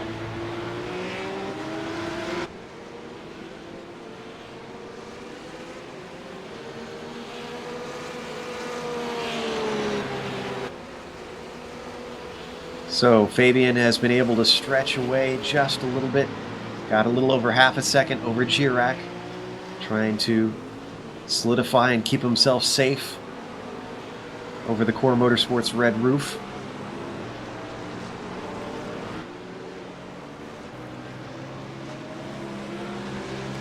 It's a couple of laps down, but there's a battle for 23rd shaping up in Cops right now. Ernesto Bueno in the FRT Hawkers machine is currently trying to hold off a BMW being driven by Francesco Fioroni. Now, a few laps ago, Fioroni was performing some donuts over in the club corner. He went off on the left-hand side of the circuit, over in front of the grandstands, tried to go back on and lit up a rears, and then did a whole 360 on the inside of the circuit, on the outside of Vale. But now he's trying to make up for that with a move on 23rd on Bueno, looking down the outside as they go down the Hanna straight. And does it braking around the outside of Bueno. And I'm sure him seeing that position slip out of his grasp is no bueno.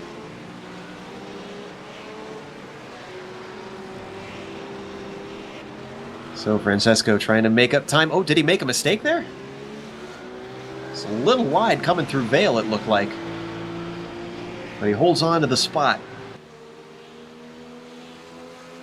Jumping a little bit farther up. P20 is up for grabs.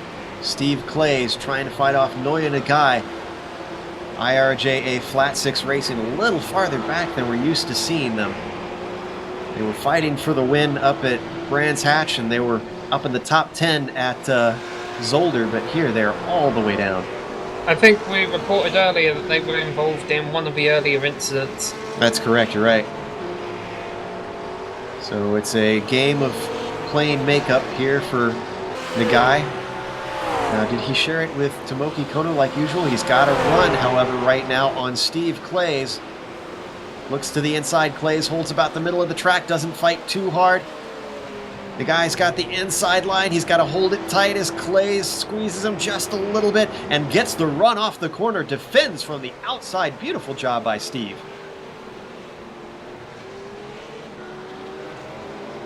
And interestingly, it was not Tomoki Kono in the car, it was Yusuke Takahashi who took over for the middle stint from Noya Nagai.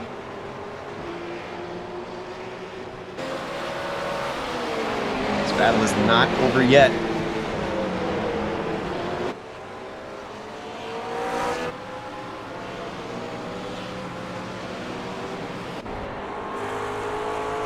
Now down into Priory. The guy just kind of watching and waiting, gets a great run off the corner, doesn't try to send one up the inside of Brooklands. Look how close he's getting as we ride on board with Clays.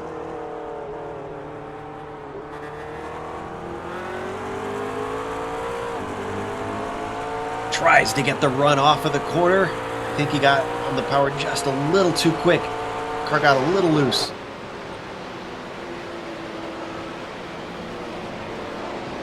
Yeah, there's plenty of battles still out there. They're just not brewing right now, but I'm sure they will in the final 13 minutes. Another one we're keeping an eye on is a battle for 10th between Peter Ridley, still ahead of Denny Rates.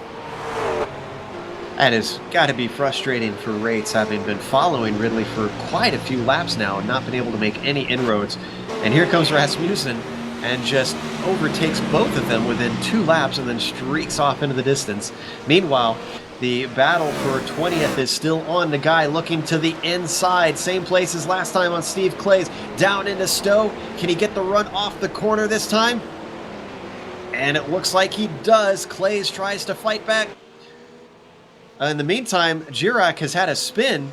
Let's look at the replay, see what happened there. Where was that? Oh, and he actually made contact with the wall. We're going to see it come into Vale here.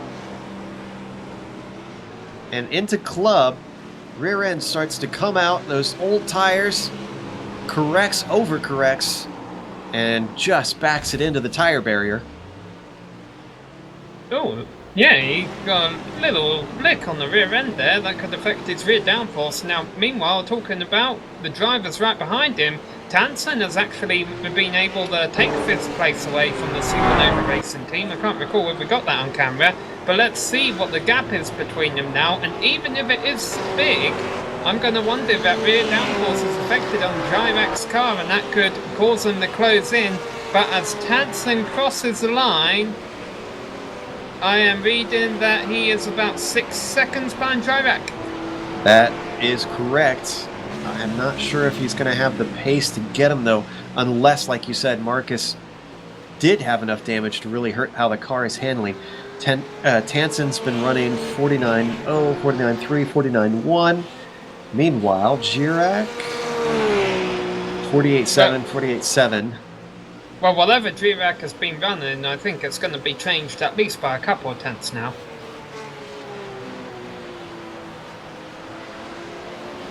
So we've been keeping an eye on the progress of the Core Sim Racing roof of Frederick Rasmussen. Up to 9th at the moment. He has chased down Challenger. That is now down to within a second of the Blackadder Motorsports driver.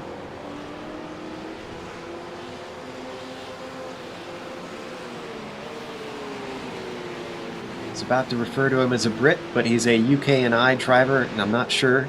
I don't want to call that wrong. That could be a few places.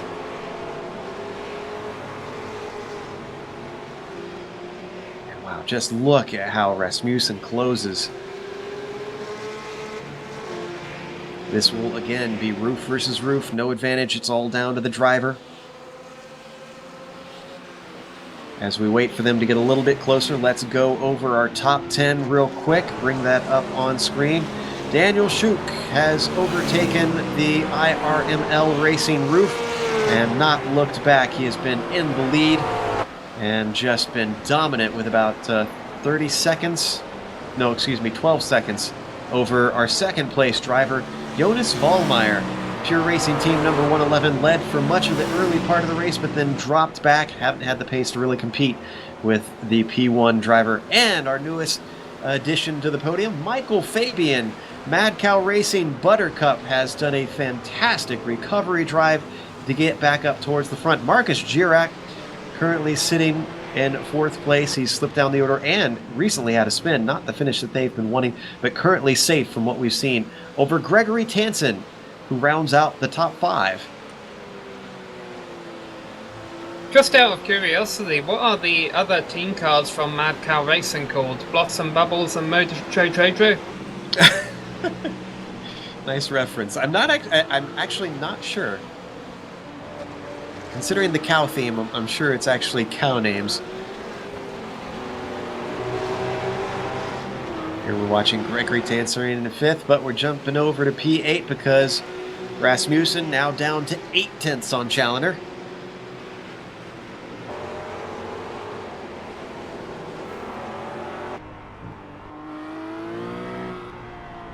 And all of a sudden, this isn't an endurance race anymore. You've got 9 minutes left to make a move. Now is the time, but remember, we heard from Claudio that they had a good result. They have a win already, so Frederick does not really need to do anything here except get the team good results.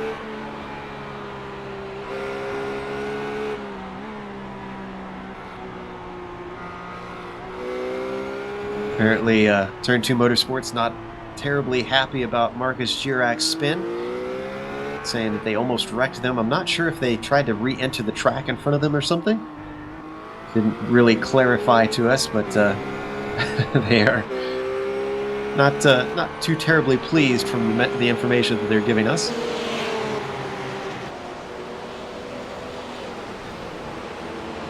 we're still in this battle for P8. Challenger on the Blackadder Motorsports roof, hoping that he can cling on to that P8 position.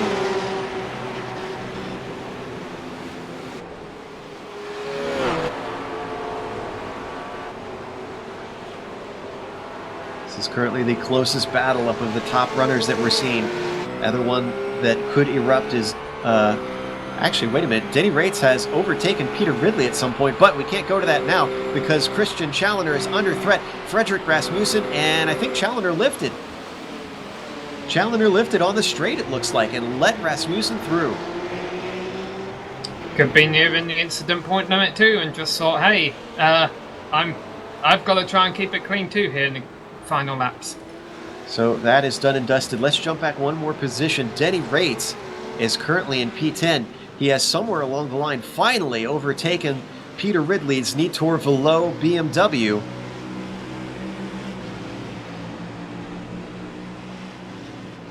So we're hearing it wasn't the spin from Marcus Chirac that upset Turn 2 Motorsports. Apparently it was going into Maggots and Beckett's. Marcus had another moment, so Brian, that roof is not handling how they want, it sounds like. No, and you got the rear, potentially the rear damage that's there. The bendy parts of the corners, or the bendy parts of the circuit, so kind of your Maggots, your Beckett's, you're going to experience those kind of issues. Undoubtedly. We ride on board with Peter Ridley, who has been demoted to 11th. Still holding on to the tail of his competitor, his opponent that has been there for quite a while now. These guys have been fighting for a significant portion of this race. We might have a battle for 6th brewing in the final laps. It's not on yet, but Marco Arciadocono has been slowly dropping back in that Supernova Racing Team booth, currently running in 6th place, but not too far behind as a driver we haven't gave a shout out for a while, and that is Joel Guez in the Vortex Sim Racing Blue McLaren, currently running in 7th place, and he took a second out of the roof there last time around, and in fact it could even happen this lap. Well, we do have another battle brewing a little bit lower down. Corey Davis in 14th has Johan Scherer trying to see if he can pry that spot away from him. And just behind them, they've also got Joachim Svensson in the High Octane Motorsports 122, kind of waiting in the popcorn position. Yeah, this two-way train for 14th has been going on pretty much a whole final hour, but yeah, the new development here is a driver from 16th running them down, who might spice things up a bit. I'm still keeping an eye on the battle for 6th, because that has came out of nowhere. I have a feeling it could be resolved in next lap. Make sure and break in if that starts to erupt, because right now Joachim Svensson's got a good run on Johan, looking down into Stowe. He peeks on the inside, sends it up the inside. Well, I thought he outbraked himself, but wow, he kept it tucked in. I guess Johan just braked early. It was just an unusual amount of difference in the speed on entry to the corner, because Stowe is not a very heavy braking zone. Alright, battle for 6th, approaching Maggots and Beckett's, and the opportunity here for Guez is going to be on the exit of Beckett's. They'll go through the little left-hander kink called Chapel and down the Hannah Straight. He will be able to try and use the slipstream and see if he can make a move for 6th, and I have a feeling he's going to get the run. It remains to be seen though, how hard will that Supernova Racing Team machine fight to hold him off. He's currently covering the inside line well. Guaz goes to the outside, but if he can hold that outside line and stay alongside, he'll have the inside going down to Vale. He's able to keep his nose in there. I have a feeling this is done and dusted. Marco on the outside, hoping he can hold on, but the tightness of Vale just throws him off 2 wheels into the grass, and Marco can't hold on to it. As you said, Joel's got the job done. That moves him into 6th. We haven't talked about Vortex Sim Racing a lot, and they've been doing just a fantastic job to be this far up. It's been a little bit of a quiet race until we've seen this battle now. They had Alexander Vinea in the middle stint, just putting in good laps and giving a solid car back to Joel to finish things off. He manages to get himself in the dying stages 1 more position for a few more points. Yeah, well, I think teams that have had clean races here today haven't been on camera a whole lot and are going to have good finishes just for the sake that they've had clean races. Vortex Sim Racing Blue is a perfect example of that, and pretty much the only one I can think of right now. Come to think about it here, as I've been kind of watching this, Michael Fabian, absolutely. We've talked plenty enough about how he's been able to charge up through the field. He is actually going to catch second place. Now, I think he's going to run out of time, but lap by lap by lap, faster than second place by the gap has ranged between a full second faster to a handful of tenths. It's kind of averaging out about half a second faster each lap. And he's 2.2 seconds back, so unless he can gain a second a lap over the next 2 minutes, well, no, because you're going to run out of time, but it's just impressive. So I think had that issue not happened to Fabian earlier in the race, someone ran wide behind him there. Had that issue not happened, I think that this would have been a fantastic race between Michael and Daniel for the win.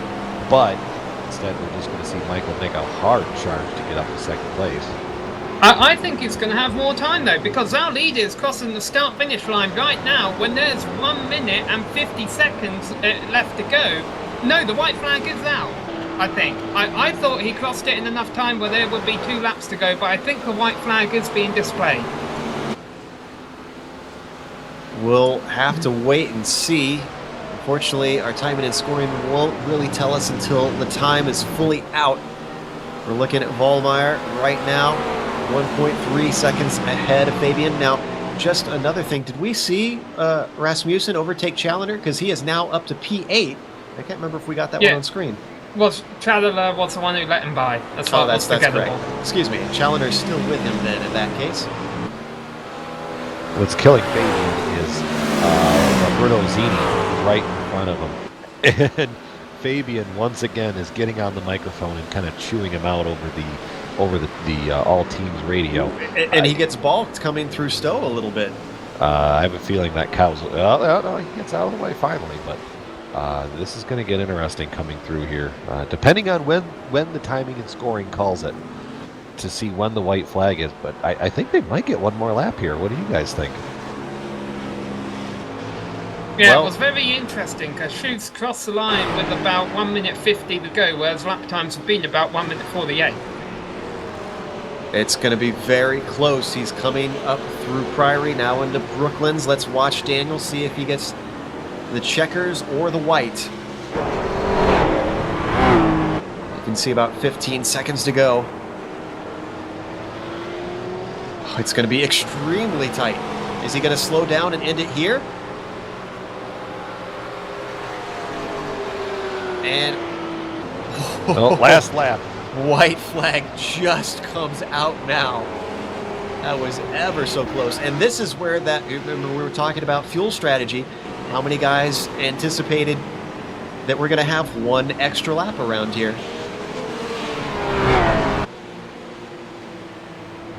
Meanwhile, Tansen somehow has moved himself up into 4th past Girac. We're also hearing that Turn 2 Motorsports is also in a battle here in the final lap. What a run by Tansen these final 2 hours. With about just over a second between Volmar and Fabian. I'm not sure if it's going to be enough for the Australian to chase him down.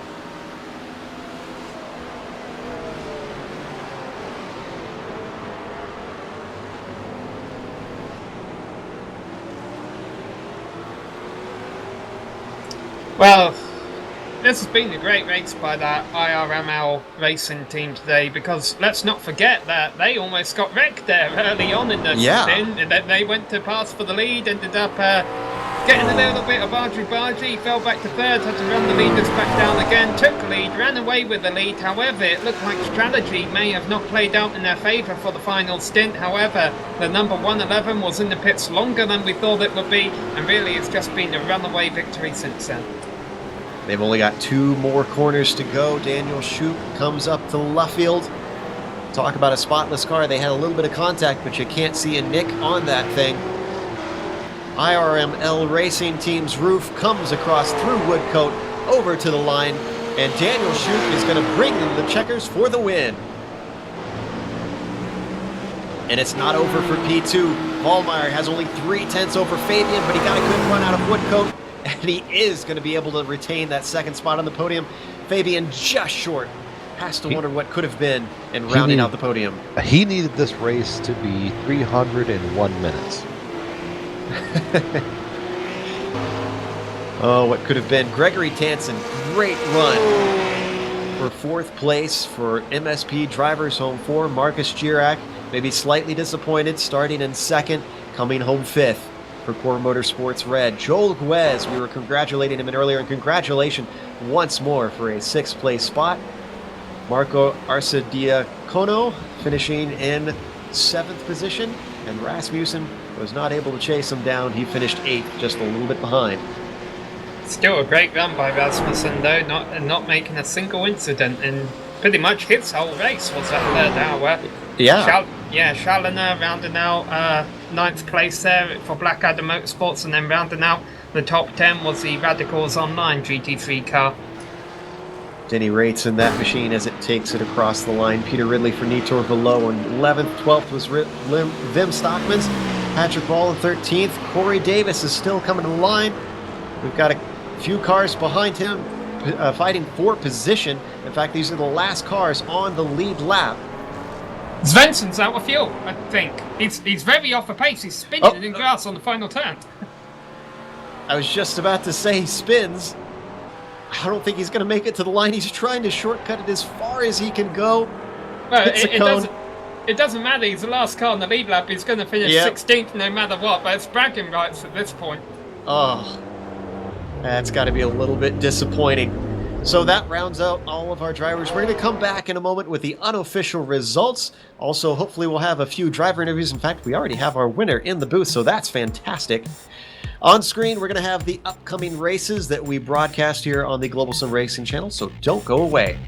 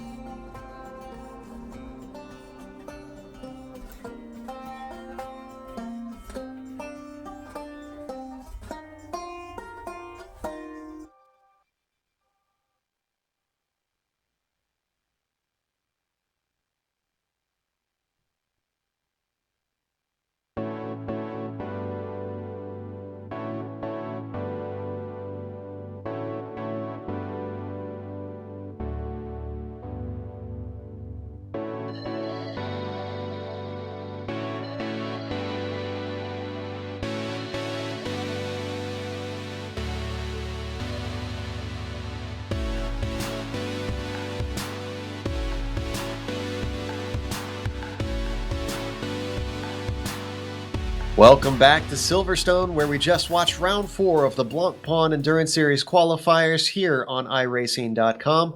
And the winner, after it was all said and done here this morning, was IRML Racing Team. Pure Racing Team number 111 led a number of laps at the start, but weren't able to keep the pace, finished second. Mad Cow Racing Buttercup with a fantastic and commendable recovery drive to finish on the podium, although I'm sure they were wishing for more. MSP Drivers Home 4 came home in 4th, followed by Core Motorsports Red finishing 5th after starting in 2nd. I'm sure those guys are going to be slightly disappointed as well. Vortex Sim Racing Blue brought the McLaren home in 6th, followed by Supernova Racing Team in 7th. Then Core Sim Racing managed to come home in 8th with Frederick Rasmussen really just amazing everybody with a 0 incident final stint while also going faster than the leaders. Blackadder Motorsports came home in 9th, followed by the Radicals Online GT3 team in the top 10 there, Sam. Then, shortly behind them was Nitar Velox. The Nitar Velox team who finished in 11th. The Gathering of Tweakers GT team was in 12th. Banzai Motorsports was in 13th, followed by KRT Motorsport GT, who won that battle for 14th in the closing laps, followed by VD by TX3 Machine in 15th place there. The High Octane Motorsports car did run out of fuel in the final turn, but was able to cross the finish line in 16th and the last car on the lead lap. Behind them was DPR, first car 1 lap down in 17th, followed by Perpetual Motion GT. Then IRJA Flat 6 Racing was involved in an incident early on and finished in 19th, as Petrol Data Turn 2 Motorsports was also involved in an early incident and finished in 20th position there, Joe.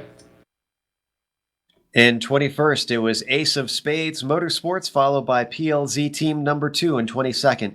Pass Left Racing managed to get a 23rd place finish, followed by FRT Hawkers in 24th. Hellenic Racing came home 25th, 7-3 Motorsports in 26th, and Team 7B in 27th. Black Bull Racing Endurance managed to bring their car home in 28th, followed by TNT Racing Black with not the best day for them in 29th, although they started 43rd, so they certainly made up a number of positions, but we're used to TNT finishing a little farther up. JCL Sim Racing MP4 rounds out the top 30, Sam.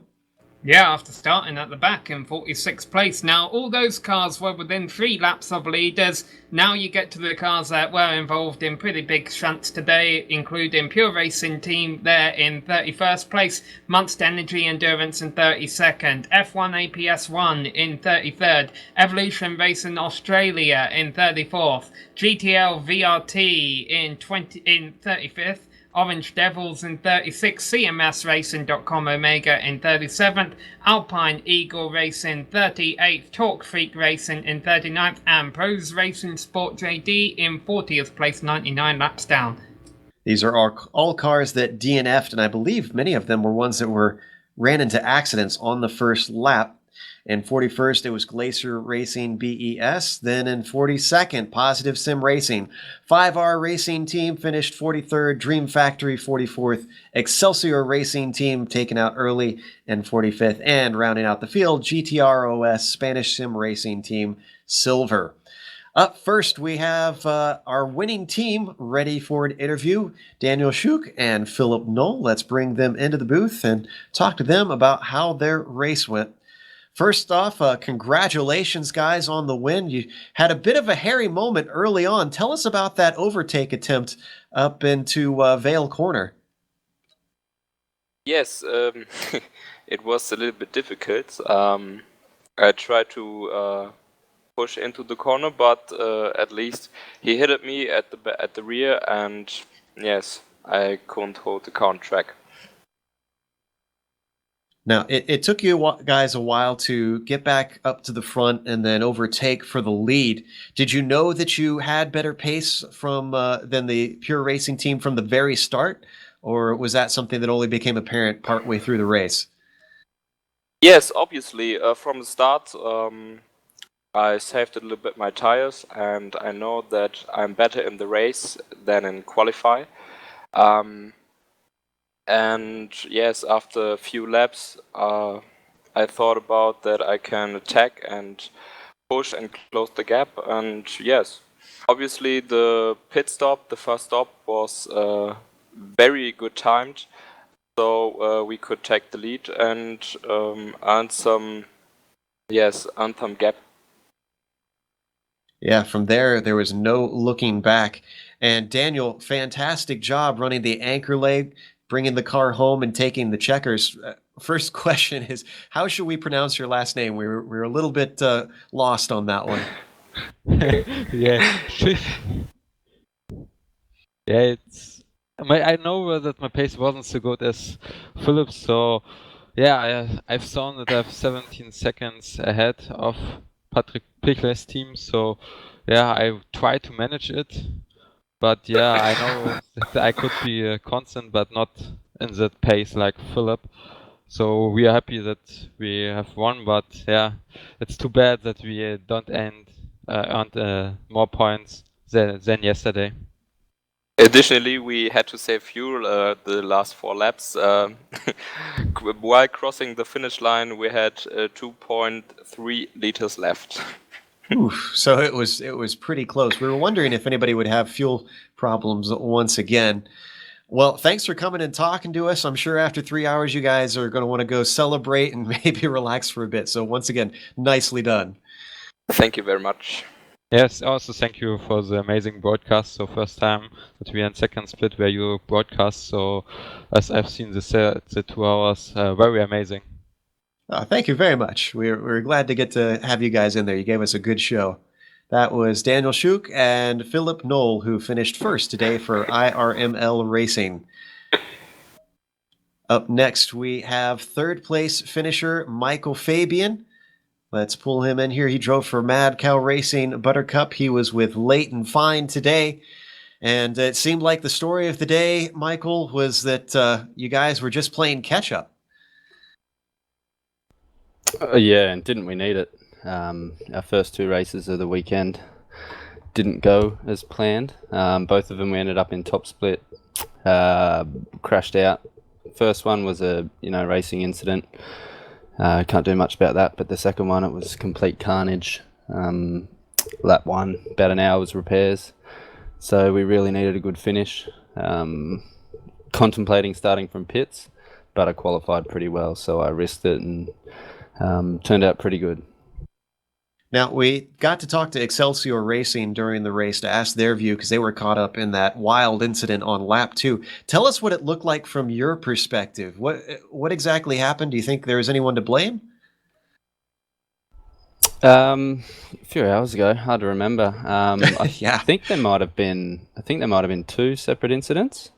First one, a couple of people, I think, just going side by side through Maggots and Beckett's, and probably not the best idea on lap 2 in a 3-hour race. And then someone ran up the back of one of the guys that was in the incident, and then I think it was a rough, just rejoined on a really bad angle, and I think it just went pear-shaped from there. So I bailed onto the grass and prayed for the best, and I think I ended up back in 20th position, but better than crashing out. So yeah, I have to have the car still together to be able to finish the race. We were watching their progress all throughout. All of us were extremely impressed with their overtakes. That everything seemed very decisive, no hesitation. Was the red mist down? Yeah, I knew I had to take it pretty calm, or be pretty calm. Same with Leighton. He hasn't had much practice this weekend at all. He's been quite busy, I think, doing some renovations. So I don't even think he planned on racing this weekend. So big shout out to Leighton. That was a huge effort from him.